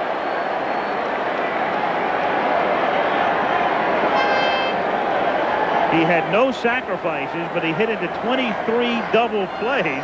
The A's, the one bugaboo for them this season, they hit into a lot of double plays. In fact, they led the league with 163. Breaking pitch for a strike, and the count is 0-2. Yeah, a lot of right-handed hitters, and of course Reuschel. Early in the year, you know, he was a guy that would throw a lot of double plays, a lot of sinkers. Only gave up 9 home runs in his first 165-plus innings. 9 home runs in September in his last 40 innings. So that groin injury really bothered him. Half swing, down he goes. Big strikeout for Rick Reuschel. The A's with runners at first and second and 1 out, and now we go to Terry Steinbach. Quality breaking ball by Reuschel out of the strike zone, and McGuire goes too far. Second strikeout for Rick Reuschel.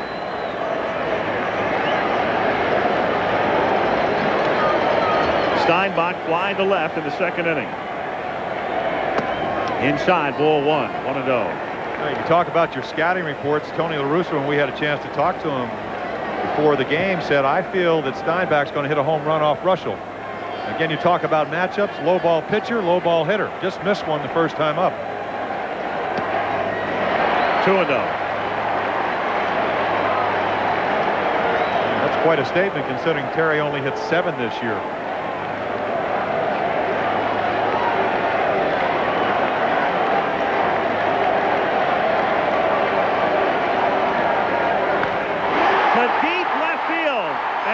Was very prescient. God.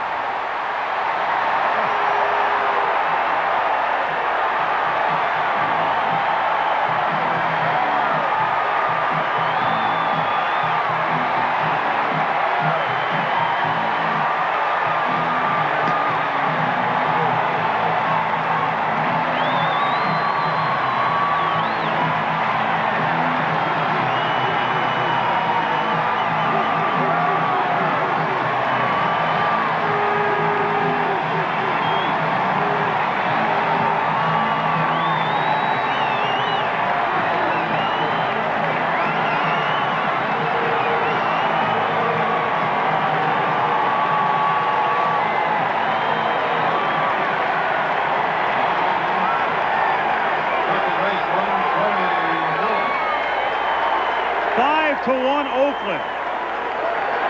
A 3-run homer for Steinbach. The batter is Tony Phillips.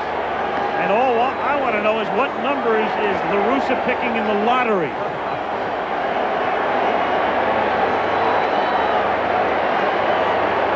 He's not even smiling.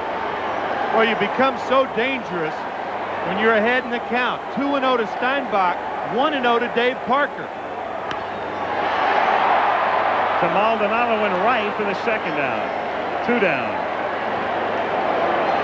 And you know, you talk about, I think everybody, when they talked about what's going to take the Giants to beat the A's, they said they're going to have to pitch better. And you go back to the National League Championship Series, both the Cubs and the Giants, the reason there were so many runs scored was a lot of not only quality hitters, but the counts. 2-0, 2-1, 3-1. Great hitter counts. I mean, you got to give Steinbach credit because he had to hit it.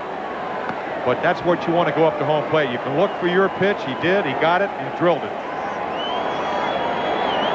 Walt Weiss, the 7th man to hit in the inning. And Reuschel has really hurt himself tonight. He has walked 3, and each time the man has scored.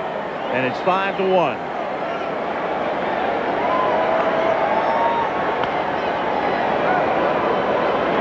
One and 2 the count. Well, last night, La Russa says he wants to get an extra left-handed bat in the lineup, and in effect plays a hunch with Walt Weiss, and he hits a home run. And tonight, thinking that Steinbach could homer off Reuschel, and that's exactly what happens. As Weiss skies to left, and the inning is over. But it's 5-1 after 4, and back we come after a word from our ABC station. Terry Steinbach facing Rick Reuschel in the bottom of the 4th inning and leaving no doubt.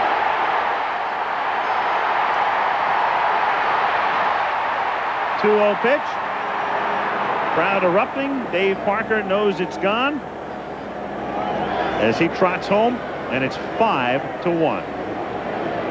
Fifth inning now, and Terry Kennedy to start things for the Giants. And a count, 1 ball and no strikes. Kennedy, Uribe, and Butler. Terry singled in the third inning.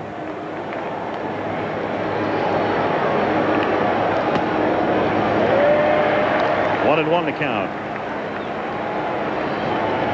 The Oakland Coliseum like a sparkling jewel in that setting. And across the bay we go on Tuesday for Game 3. Kennedy lifts it in the air, foul, back of third. And Lansford runs out of room. And the count, 1 ball and 2 strikes. That's hard to do in this ballpark. Yeah. You run and run and run. 7 foul balls last night. Foul outs. Foul outs, yeah. Game 3 Tuesday, and the matchup, Bob Welch going to the mound for Oakland, and Don Robinson pitching for San Francisco at 8 Eastern and 5 Pacific.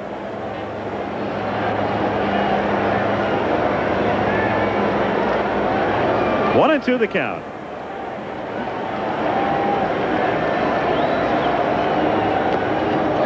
2-2. Interesting matchup, too. Welch, who apparently had a tired arm, can use the 6 or 7 days off he's had. Don Robinson coming off a knee ligament problem. Threw very well in a simulated game. So he should be ready. Kennedy got on strikes.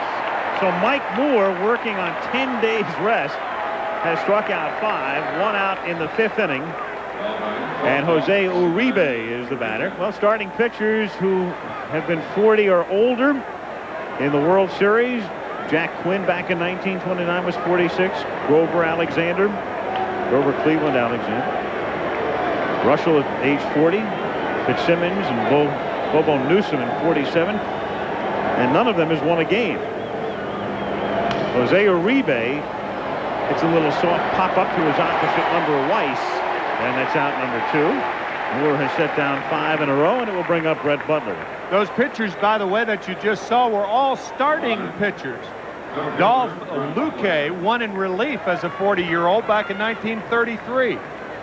Final game of the World Series.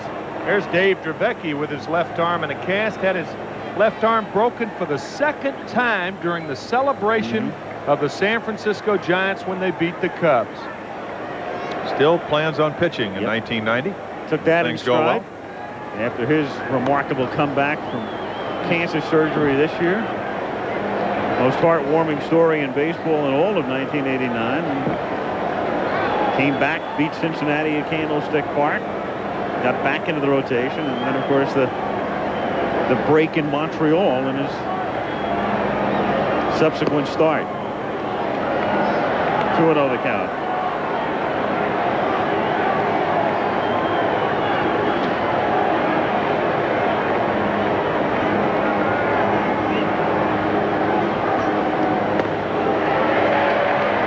Two and 1 on Butler.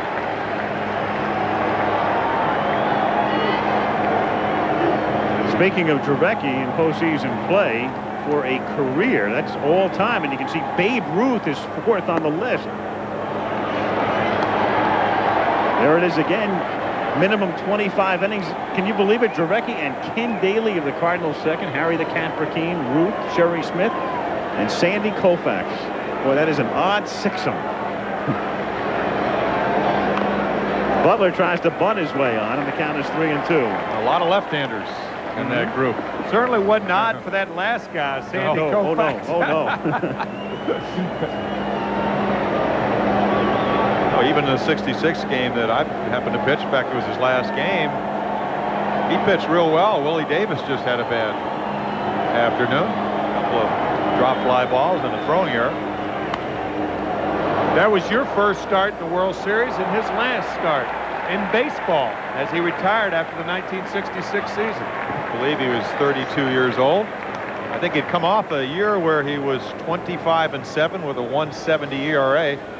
Think about it. He led the National League 5 years in a row in earned run average, with the lowest earned run average from 62 through 66. That's why he's in the Hall of Fame. Oh, exactly. Youngest member of the Hall of Fame, Sandy Koufax.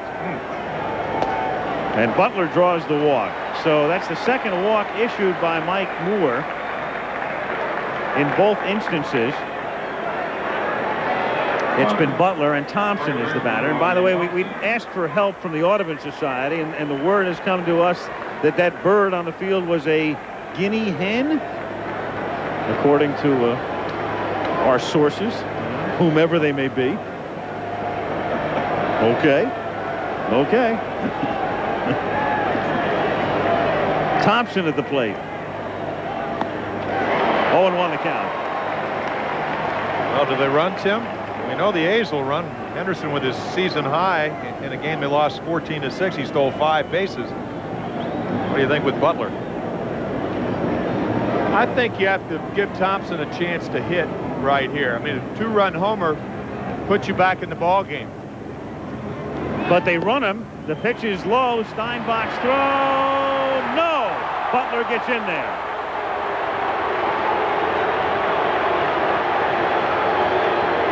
So that's his second steal of the night. He had 31 during the regular season. Good jump by Brett Butler. Had the throw been on the first base side of the bag, he's out. And when you're trailing by 4 runs in the middle innings, that's not a good play. But the throw on the third base side, and Phillips has to come back too far, and the tag is late. Butler's in there. 1-2 the count. Not good acting coming back that second time by Tony Phillips. I think it gave Dutch Renner the idea that he missed him the first time. Took a swipe. Now, if he just puts his glove up in the air like Olay, probably would have called him out. It looked like he was going to do that. Then he goes back and tags him. Yeah, it looked like he kind of waved the glove over the leg and tried to come back to make the tag. So, in effect, his tag was too high because he was trying to tag Butler blindly. He had to make the catch first and then come back. Butler staying down, the straight-in slide, he was in there. 1 ball, 2 strikes. And down goes Thompson. And that's 6 strikeouts for Moore. At the end of 4.5, 5-1 A's. Plenty of action in the last couple of innings for second base umpire Dutch Renner. Well, I'll say he's had a busy inning. This play with Dave Parker on the double to drive in the go-ahead run. Parker barely safe at second. And in the top half of the 5th, Brett Butler going in. Watch Tony Phillips go past the leg of Butler and get him coming back, but it's too late. An excellent call by Dutch Renner. Not according to Carney Lansford. There was his reaction to the safe side at second. We go to the bottom of the 5th inning. Ricky Henderson is the batter. Dutch really on top of that play, though. He saw the glove go past the leg of Butler, and then by the time Phillips recovered to come back and make the tag, it was too late. Good call by Dutch. 1-1 the count.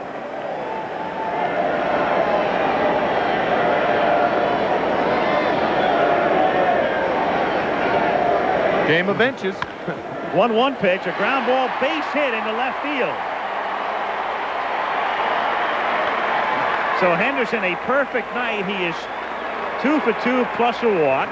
He has stolen a base and scored a run.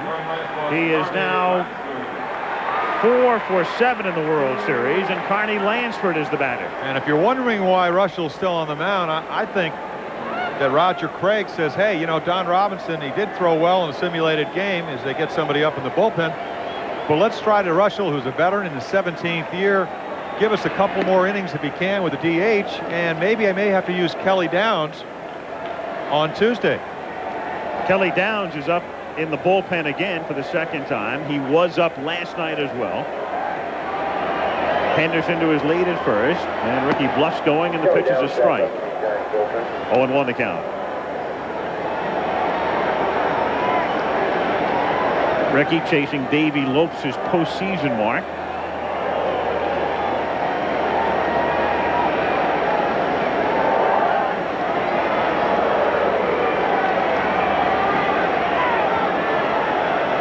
Pitch out, nothing happening. 1-1. All right, you pitch out again. See, being behind by 4 runs, that negates a lot of pitch outs. Because if you pitch out, get your pitcher behind, end up walking a hitter, they could put the game away. They pitch out again. And he's not running. Now, if you're Henderson, you got to figure there's no way they're going to pitch out.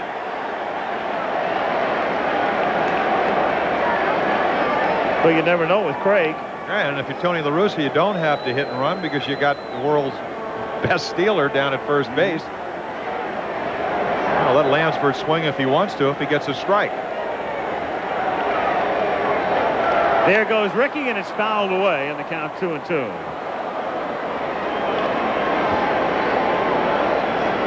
Well, you could have made book on that one. 2 pitch outs in a row. The count is 2-1. Prime pitch to run on, and it's fouled back by Lansford. 2-2.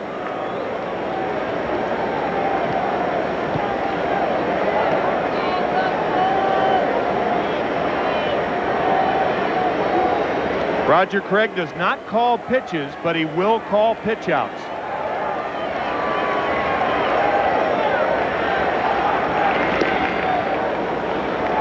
I had a chance to talk to Bob Melvin, who caught with the Orioles this year, did a nice job. He said he's got 6 different signs. They vary from game to game. It's different situations, what he wants his pitcher and catchers to do.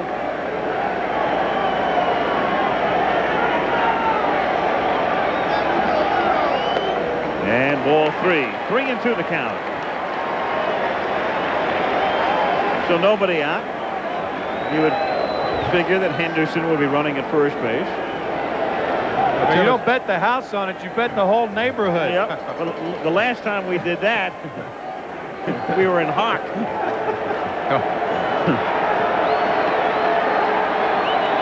He goes, the pitch is high, and runners are at first and second with nobody out. Think about that walk. 2 pitch outs, got Reuschel in the hole, and now Roger Craig's going to make the move. But I mean, a case could be made that Roger, with the 2 pitch outs, partially responsible for walking Lansford, and that's the problem. The A's in a position to put it away. Kelly Downs will be coming out of the bullpen to face Canseco. Nobody out in the 5th inning. 5-1 A's.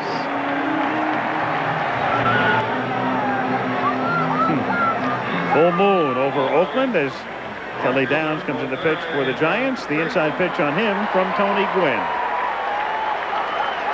Kelly Downs is a 4-pitch pitcher. Fastball, slider, split finger, and change. He's got good movement on all 4 pitches, but the key is keeping the ball down in the strike zone.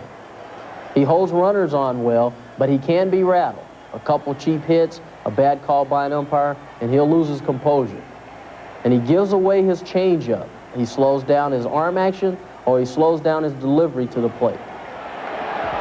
And with the runners going on a check swing, Canseco fouls it away, and the count is 0-1. So La Russa immediately sends the runners on Downs' first pitch, and Canseco can't get out of the way of it. Tell you, great arm. Missed about 3.5 months with capsulitis, which is an inflammation of the right capsule of the shoulder. A lot of people felt this kid had a chance to win the Cy Young Award this year. Somewhat premature, but a great slider. Tony Gwynn told you about the changeup. He does slow up his arm, but a 90-plus fastball, and he can make good pitches. And he did an excellent job in the playoffs as Canseco commits, and it's a strike, and the count 0-2. He was really a very unsung hero in the series with the Cubs. Again, arm problems throughout the year. A couple of times out on rehab. Good live arm. The Giants relievers have done a good job. Hammaker last night along with Lacasse. And Canseco gone on strikes. So it's been no way Jose in the World Series, but the A's still win last night 5-0 and lead here 5-1. And also coming from South Texas, Laredo, sidearm. Jose totally fooled. What now, 0 for 24 over the last 2 World Series?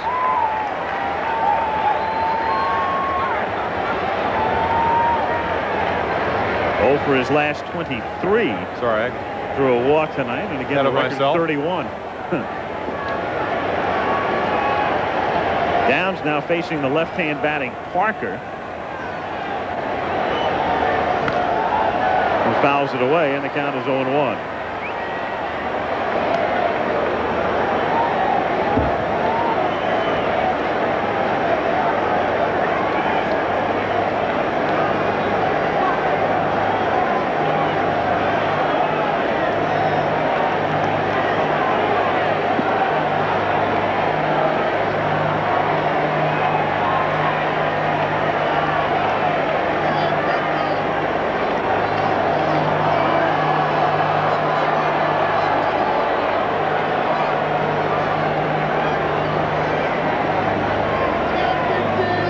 Ricky Henderson playing with so much confidence, he's doing almost whatever he wants to do.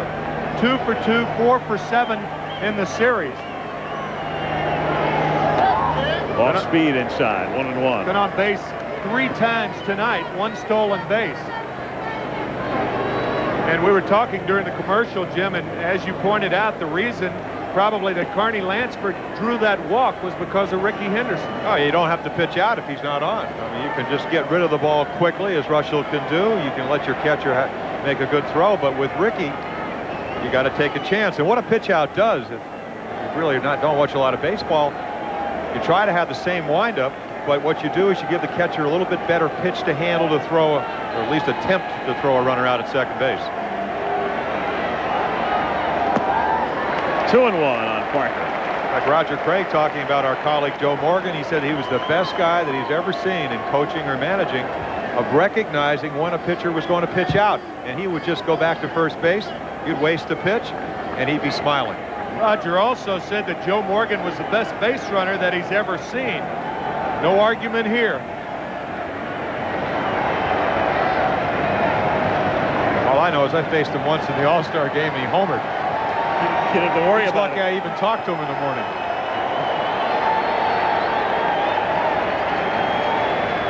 Meanwhile, Henderson not only drawing Downs' attention, but Uribe as well. Jose in back of him at second, keeping as close to the bag as possible.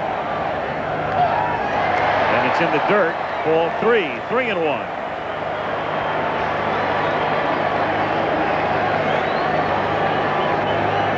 You wonder why Dave Parker's pumped up. Number one, he had a great year. As Terry Kennedy will go out and talk to Kelly Downs. Remember what Tony Gwynn said about being rattled. It's not a rattled situation here, but it is a situation where you trail by 4 runs. You got a guy that had a terrific year. He's already hit 3 postseason home runs. And why Dave's so happy is that he's not going to play unless he pinch hits in games 3, 4, or 5 when they don't have the DH, if there is game 5.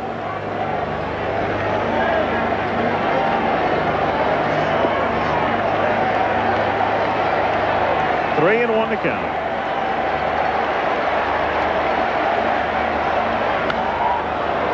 Little looper foul. Parker seeking another World Championship ring, 10 years apart. Part of the Pirates in 1979 that Jim Palmer, of course, remembers all too well, coming from a 3-1 deficit. The We Are Family group. Henderson away to his lead, and you can see Uribe in behind him, which is close to where he wants to play Parker anyway. As the runners go, Parker swings and misses, and it's a double play as Williams tags Henderson at third. A strikeout and 2-5, and that's that for the A's in the 5th.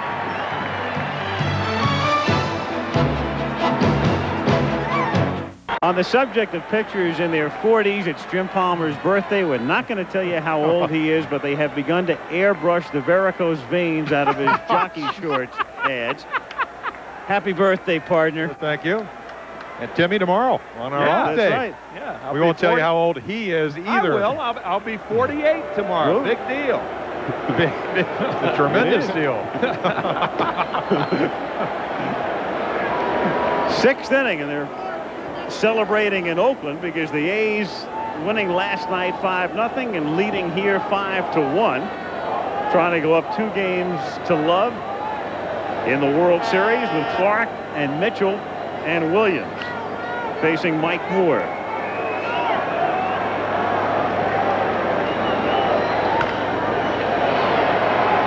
Short hop by McGuire, and 1 down here in the 6th inning, and Kevin Mitchell coming up. Take a look at the swing and miss by Dave Parker on the 3-2 pitch. A very close play at third base. A high throw by Terry Kennedy, but a quick tag by Matt Williams to just nail Ricky Henderson. Watch this quick tag.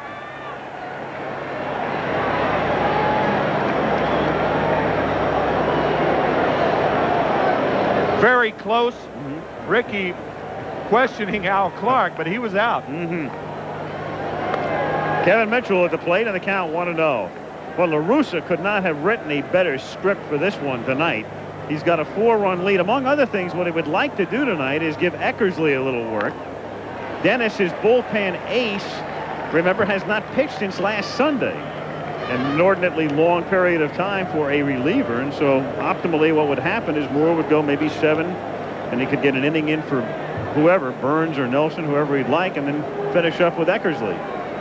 Also a great story we'll get to about Eckersley.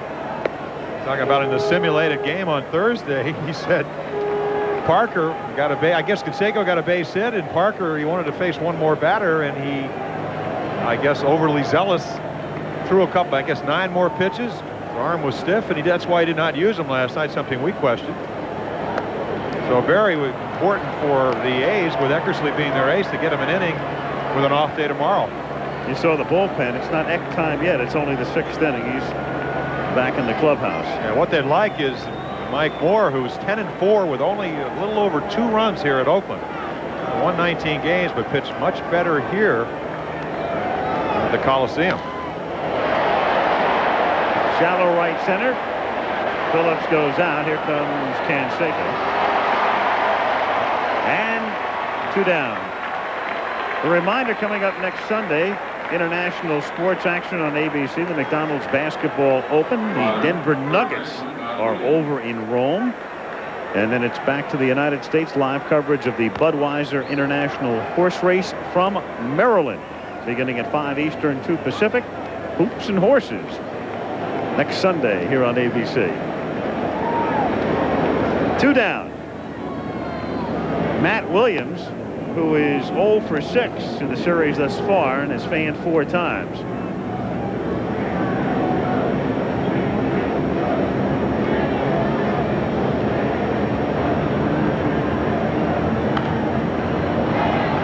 One and 1 to count. They'll be over in Candlestick Park on Tuesday. The Giants seeking a new stadium, and we'll get into that issue when we cross the bay. Proposition on the ballot in San Francisco. The voters will determine on the 7th of November the fate of a new ballpark, and maybe the fate of the Giants in San Francisco as well.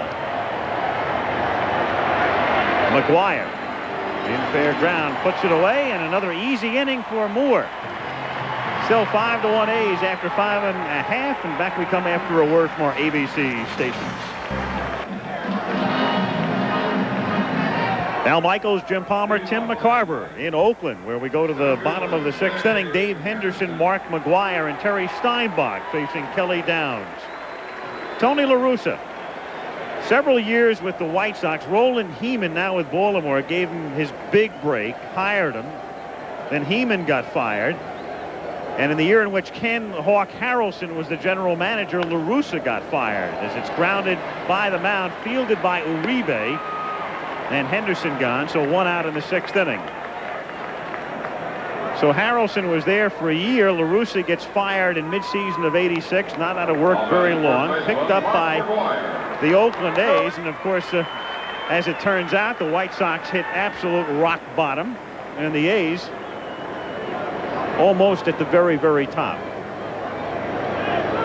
Norm Sherry on the phone to the bullpen. Mark McGuire at the plate, and the count 0-1. And like so many good managers that manage their good ball clubs, again, the A's winning 104 last year, 99 this year, he sometimes doesn't get as much credit as he deserves, but he did a marvelous job. You talked about it last night, Al, with all the injuries. Canseco being out 88 games, Eckersley out for about 45, Weiss out for about just a half a season. Craig Leffridge will start to throw in the bullpen. Well, manager of the year, and we've talked about this on many broadcasts in the past, usually goes to the manager whose team exceeds expectations by the most, as McGuire rips one into the corner. Mitchell plays it on the warning track, and Mark pulls in at second with a double and his 4th hit of the World Series.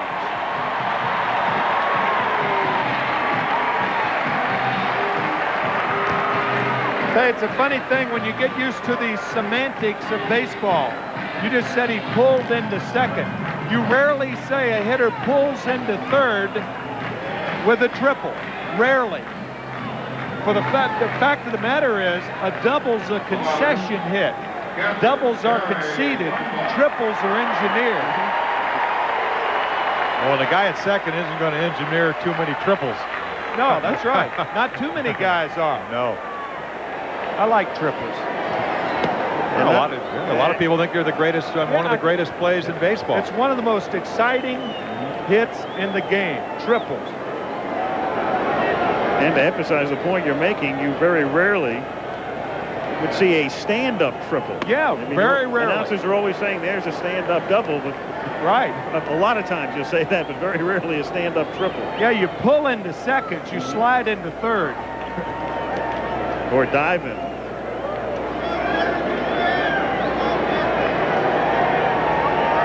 1-1 to count. I know why you love triples. It just dawned on me as it's grounded foul. Yes. I mean, of all things, that was no cheap feed. Tim McCarver, comma, a catcher who ran well, comma, had 3 World Series triples. Yeah, I mean, that was, but that was no cheap feed or anything like that. Yes, it was. Really tacky. You know why? Because we got that into the '87 World Series. We also got it into the '85 World Series. Somehow we get it. And what does running well mean? And you were fast? McCarver will work it into the '90 World Series as well. Well, he probably will. 1-2 pitch is high, 2-2. Yeah, because it's obvious he doesn't need us. But we copyrighted it. Exactly.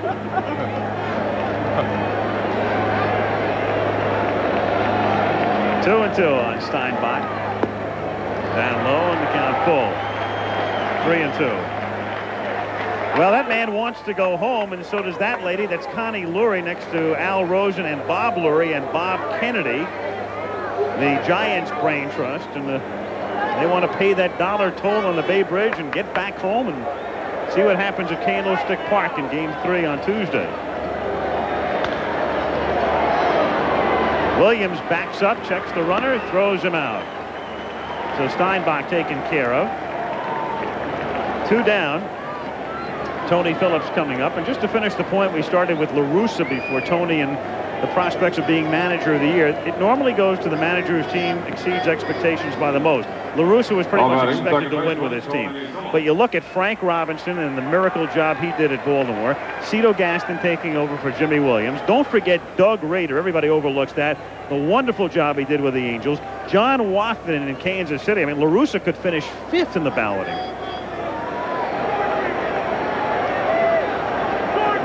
And yet win the World Series on his way. As it's popped in the air to shallow left field. Kevin Mitchell is there. And that's that for Phillips in Oakland in the 6th. To the 7th we go in Game 2 at the Coliseum. 5-1 Athletics. Craig Lefferts coming into pitch for the Giants as the A's come to bat in the bottom of the 7th inning. Lefferts with the Padres in 1984 appeared in the World Series, is noted for this. We put a clock on him. Regular speed replay. Lefferts coming to the mound. And a bronze medal performance. 9.3. I guess that's what they mean when they say he can really run it up there. Oh, yeah. Walt Weiss takes outside. He started doing that. He told me the other day at the University of Arizona. His coach there, the former Major League infielder Jerry Kindle. And Kindle said, look, I want all of you guys to run to your positions and run back. And he came walking into the dugout one day, and Kindle said, what are you doing? He said, I'm a pitcher. Kindle said, I don't care. And that's when it started and hasn't stopped. A marvelous year for Craig. See those 20 saves? That's a career high. 19 out of his first 20 appearances resulted in a save. Did the job before they made the trade for Bedrosian. See him coming over from Philadelphia. So he was their savior early on with Mike Lacoste, who saved some games from the right-hand side. And Weiss gone on strikes. And that's his best pitch. Not only a backdoor slider as that one, a backdoor slider breaks late around the outside corner, trying to nip the outside part of the plate, but he also has a hard slider that he throws in on right-handers.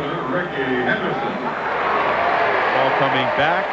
Also a screwball that goes away and a good fastball. Did have some shoulder problems. Ricky Henderson coming to the plate. We were mentioning that we wouldn't be surprised to see Eckersley getting in an inning of work tonight since he hasn't pitched in a week. As far as the Giants are concerned, the same thing would apply to Steve Bedrosian, who hasn't pitched since Monday. And especially since tomorrow is an off day. And there is Eck, who is now in the bullpen next to Gene Nelson. He has not pitched since the pennant-clinching game a week ago, and Bedrosian is down in the Giants bullpen. That's the funny thing about postseason. It would never happen in the regular season, where you go a week without getting in some sort of work. But that's again, what happens when you have that many days off. Excuse me, Lefferts with some shoulder problems. Same with Eckersley with the tightness. And Bedrosian apparently had some soreness in his right shoulder. That's hit fair by third down into the corner, and it dies in the bullpen. It is still in play. And Henderson moves into third. The umpire, Eric Gregg, giving the hands down signal, meaning still in play. And I think Kevin Mitchell went over there and thought that somebody had touched it and it was going to be a ground rule double, and it was anything but. And so Gregg, with 6 umpires in the World Series working the left field line, kept putting his palms down. Henderson had hesitated, rounding second. He had thought for the moment that maybe the ball was out of play, but once again, Gregg put the arms down, and Ricky kept on going to third. One of those stand-up triples you were talking about. Yeah, right. That's right. Sure. Happen all the time. This ball hits the line, I believe. Yep, right on the chalk. Ball fair by Al Clark. And Mitchell going over. The ball bouncing around. The fan did not touch the ball, but technically that should be a ground rule double. I think that ball's under the bench in the bullpen. But why wouldn't Roger Craig come out and say something? Unless the ground rules, unless the ground rules specify that a ball under the bullpen bench is in play. Well, but the A's are there. I mean, what is Mitchell supposed to do? Yeah, exactly. Go in between legs? Exactly. So the infield plays in. Lansford at the plate. And the pitch is a strike, and the count 0-1. You know, at this point in a 5-1 game, that doesn't seem to mean a whole lot. But if they come back here for game 6 or 7, that's got to be clarified to some degree. Very unfair for the Giants. Yep. Or anybody that actually hits the ball down there, if you're the defensive team.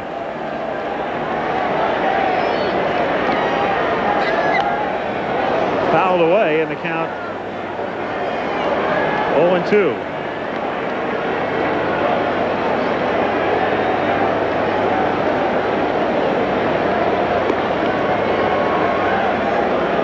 Another look right now. Well, it's clearly fair. The question is Mitchell unimpeded in his effort to come up with the ball once it goes underneath the bench in the bullpen? A fan reached for it first. He didn't touch it. Now watch the ball squirt under the bench. And the A's down there. Well, now Mitchell comes over. Yeah. And he thinks it's out of play. Exactly. And on page 10, it says ball remaining on or under bench, 2 bases. That's page 10 of the Oakland Press Guide. That is correct. Off the glove of Lefferts, but holding at third is Henderson as Thompson throws Lansford out on a 1-4-3. 2 down. It says the ball going under the bench and coming back onto the playing field, then it is in play. Well, Greg must have figured it didn't go under the bench. It appears to start to go under the bench when you look at it initially. Here's the replay, of course, on the last play. But then it winds up actually next to the bench. Again, Henderson holding at third. And there are 2 down. And they're going to walk Canseco intentionally, so despite Jose's woes in the World Series, they accord him the respect normally given a right-handed hitter with a left-handed batter on deck. Well, they saw Parker's third at bat last night off Adley Hammaker, and that he waved at some sliders. Hammaker came in last night, threw the ball real well, showed us a good slider, and that's what Roger Craig's going to do.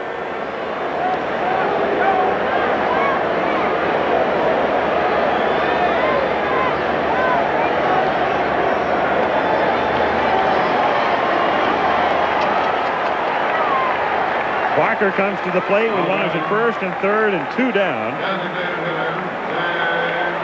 Dave 2 for 7 in the series thus far.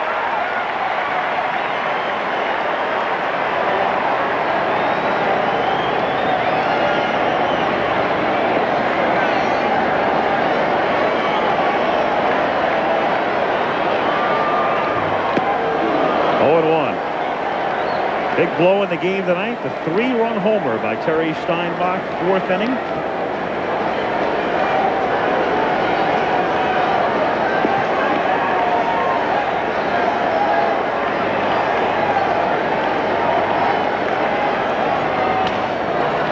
Clark taps first, and that's that for the A's in the 7th. To the 8th we go, still 5-1.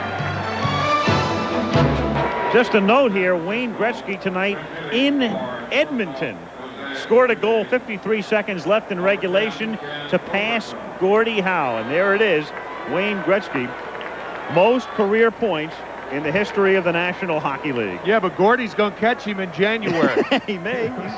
He was kidding around the other day about making a comeback. Meanwhile, Ken Oberkfell pinch hits here in the 8th inning and takes a strike from Mike Moore. Oberkfell batting for Uribe, then Butler and Robbie Thompson.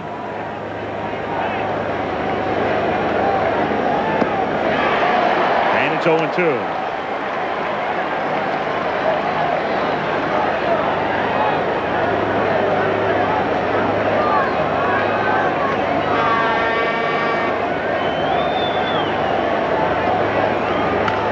And Oberkfell wraps one to left field and in front of Henderson for a base hit. So Obi, who had 18 pinch hits during the regular season, came up last night as a pinch hitter and walked, and now starts the 8th inning with a single. That's the Giants' first hit since a leadoff single by Kevin Mitchell in the 4th, and it brings up Butler.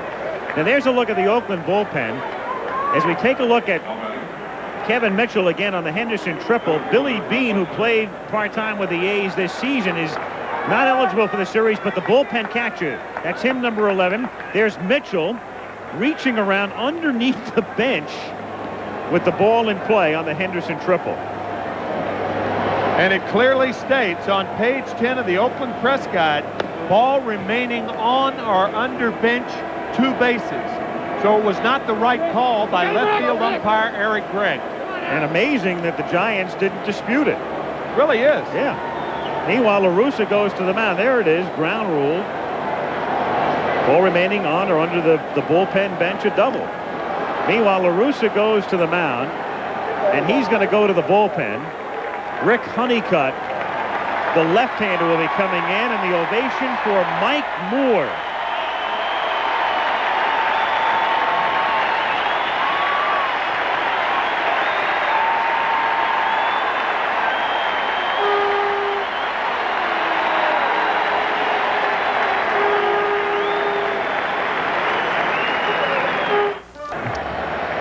Full moon over Oakland, and the A's have been howling.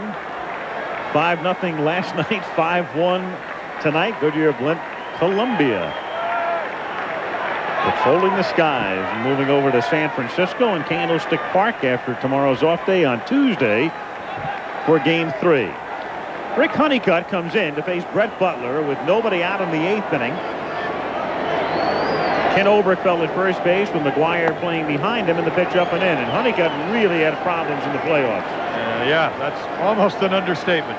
An inning and 2/3. As you look at his numbers during the season, 12 saves when Eckersley was out. Really did a good job. But inning and 2/3, 6 hits as you look at Dennis down in the bullpen. 5 walks. It's 11 base runners. Strike to Butler in the Giants bullpen. Steve Bedrosian is up.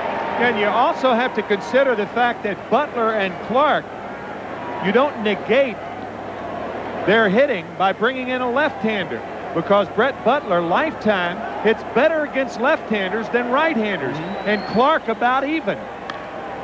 Fouled away, and you know that's the point in the playoffs. So much made about Zimmer's managerial moves or a lack thereof, and never pointed out to a lot of people that Clark is about the same, and as far as Butler is concerned, there it is graphically. And Clark will tell you his mechanics are better against lefties than they are righties. That's right. Maybe power numbers are down a little bit, but he will get on base.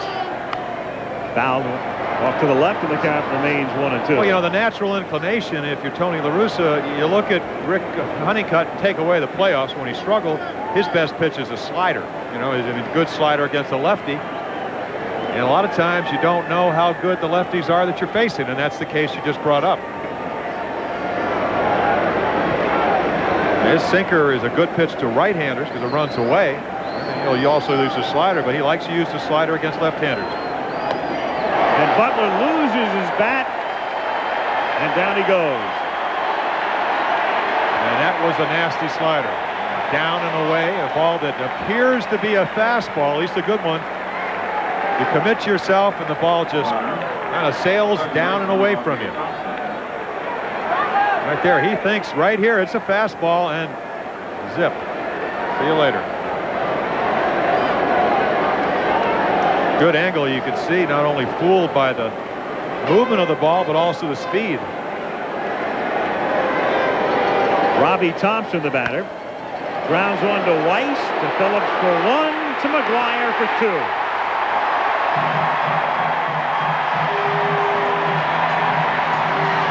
Still 5-1.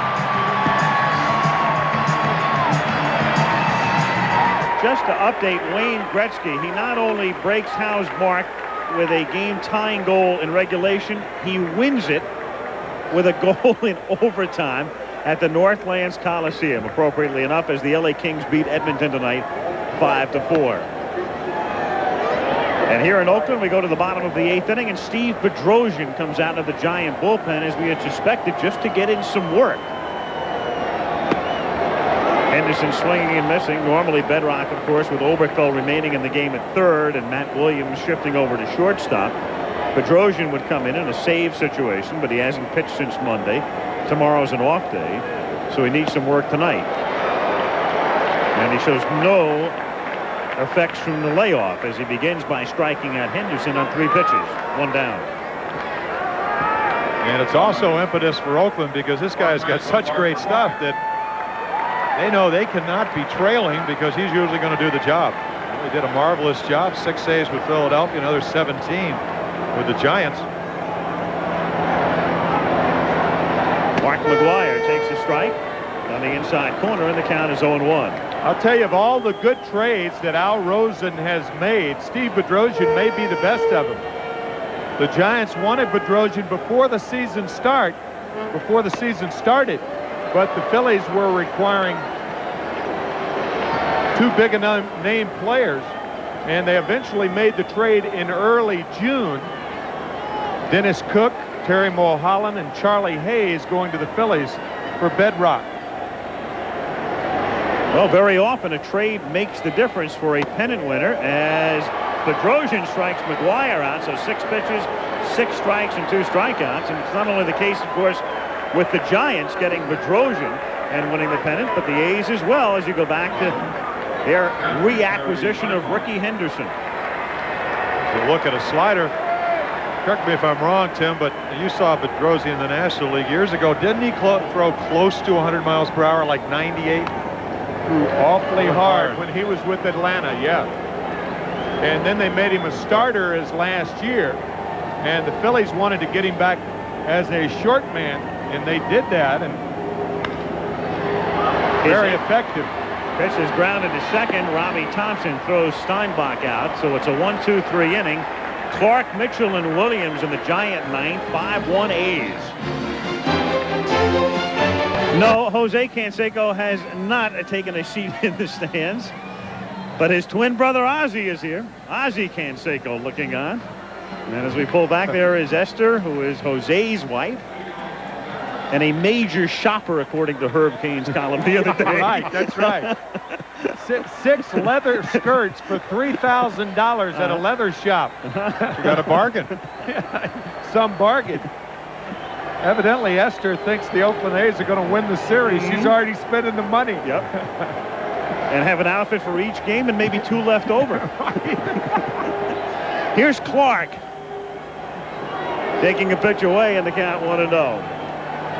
Ninth inning, 5-1 Athletics.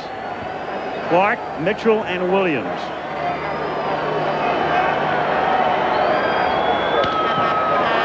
And a great diving stop on a hop by Phillips to throw him out.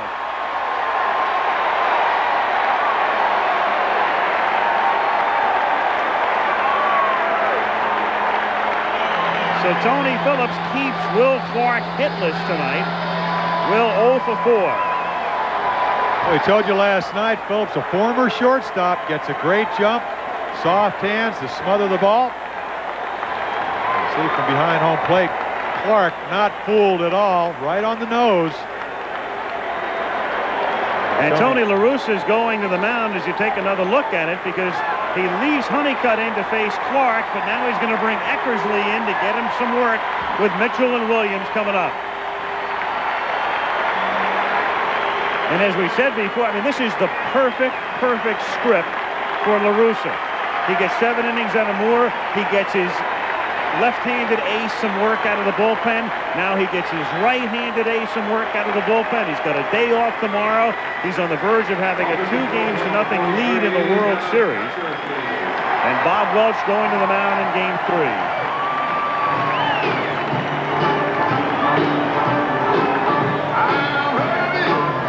All right, let's get the inside pitch on Eck as we check in with Steve Sachs. When Dennis Eckersley comes in the game, he feels it's just 3 outs from being over. He's got good velocity and movement on his fastball, one that he sinks, and one that I have most problems with is the one he rides up high in the strike zone. And this sets up his slider to the right-handed hitters. Now, to the left-handed hitters, he has what he calls a frisbee pitch. It's sort of a sidearm type of a slurve that doesn't break much but hangs out there on the outside corner for a strike. Also, Dennis has a big leg kick, and that makes him susceptible to the steal. That, of course, will not be a factor with nobody on and a 5-1 lead. But I'll tell you what, we talked about La Russa, and there's Tony. He did a great job last year, 104 wins, 99 this year, but did a great job the way he brought in Eckersley. 45 saves last year and only 72 innings. So he used him very economically. Eckersley has started for many seasons. In fact, he started the All-Star game one year in Montreal in 1982. And he will tell you, Al, that he said, you know what, you think it's difficult to be a starter? It is. He said it's a lot easier to get 1, 2, 3, or 4 hitters out than to go through the lineup 2 or 3 times, which is what a good starter has to do. Hard to believe. Here's Eckersley at the very top of his game. Just a masterful relief pitcher. But here's a guy who made his major league debut in 1975. With Cleveland. On from Cleveland to Boston, then to Chicago. And he became a short reliever for the A's. And I was thinking the same thing. Top of his game. Yeah, I mean, how many pitchers can you say are at the very top of their game in their 15th year in the big leagues? I mean, as great as Nolan Ryan is, he's been around a long time. You would think, you know, there was a certain point early on in his career when he was really what you would call the top of his game. More so than now. 1-1. When were you at the top of your game, Jim, if you had to pick a year? We'll take a look at Tony La Russa's kids. 1975, which put me when I was 30. She was cueing her mom. Elaine La Russa. But the amazing thing about Eckersley is not only is he matured, because when he came up, you know, you had the Eck language, but his control, only 3 walks in 57 innings. He throws the ball where he wants to. Most of the time, remember, did have a stiff arm yesterday, which is why he did not pitch.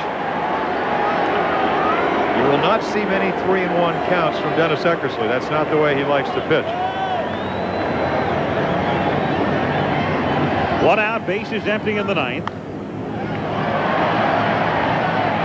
Coming all the way back is Steinbach and Lansford. Put into the second row. Well, Don Robinson, stiff knee and all, will go to the mound on Tuesday. And again, when you go to the National League Park, the pitchers hit. and there is as good a hitting pitcher as there is in baseball today. Bob Welch in the Oakland dugout, second from the right, will be on the mound. And you saw Storm Davis in the picture as well, who would pitch in a fourth game. Lansford has room. In the middle of the logo makes the catch. And the A's are 1 out away from going up 2 games to love. Executive producer is Jeffrey Mason. Tonight's game produced by Kurt Gowdy Jr., directed by Craig Janoff. Pre-game and replay producer Rob Beinard. Technical director Mike Blazo. Associate producer Mike Rosen. Associate directors Earl Fryman, Dave Kiviat, and Tony Slotkin. 2 out. Bases empty. And Williams at the plate. 1-0 the count. Going back to the inside pitch, as you look at the brain trust of the Giants, that Frisbee pitch is the pitch that Gibson hit for the game-winning home run. Game 1 last year that got the Dodgers off to a good start. Eckersley with a 4-3 lead. Gibson with a 2-out, 2-run home run to win it. And we talked at the top of the telecast about the sense of purpose and resolve that the A's have after last year's World Series. And I don't think any player has more resolve than Dennis Eckersley to try to wipe the slate clean after the Gibson homer. To Phillips, who juggles but recovers, and the A's lead 2 games to nothing.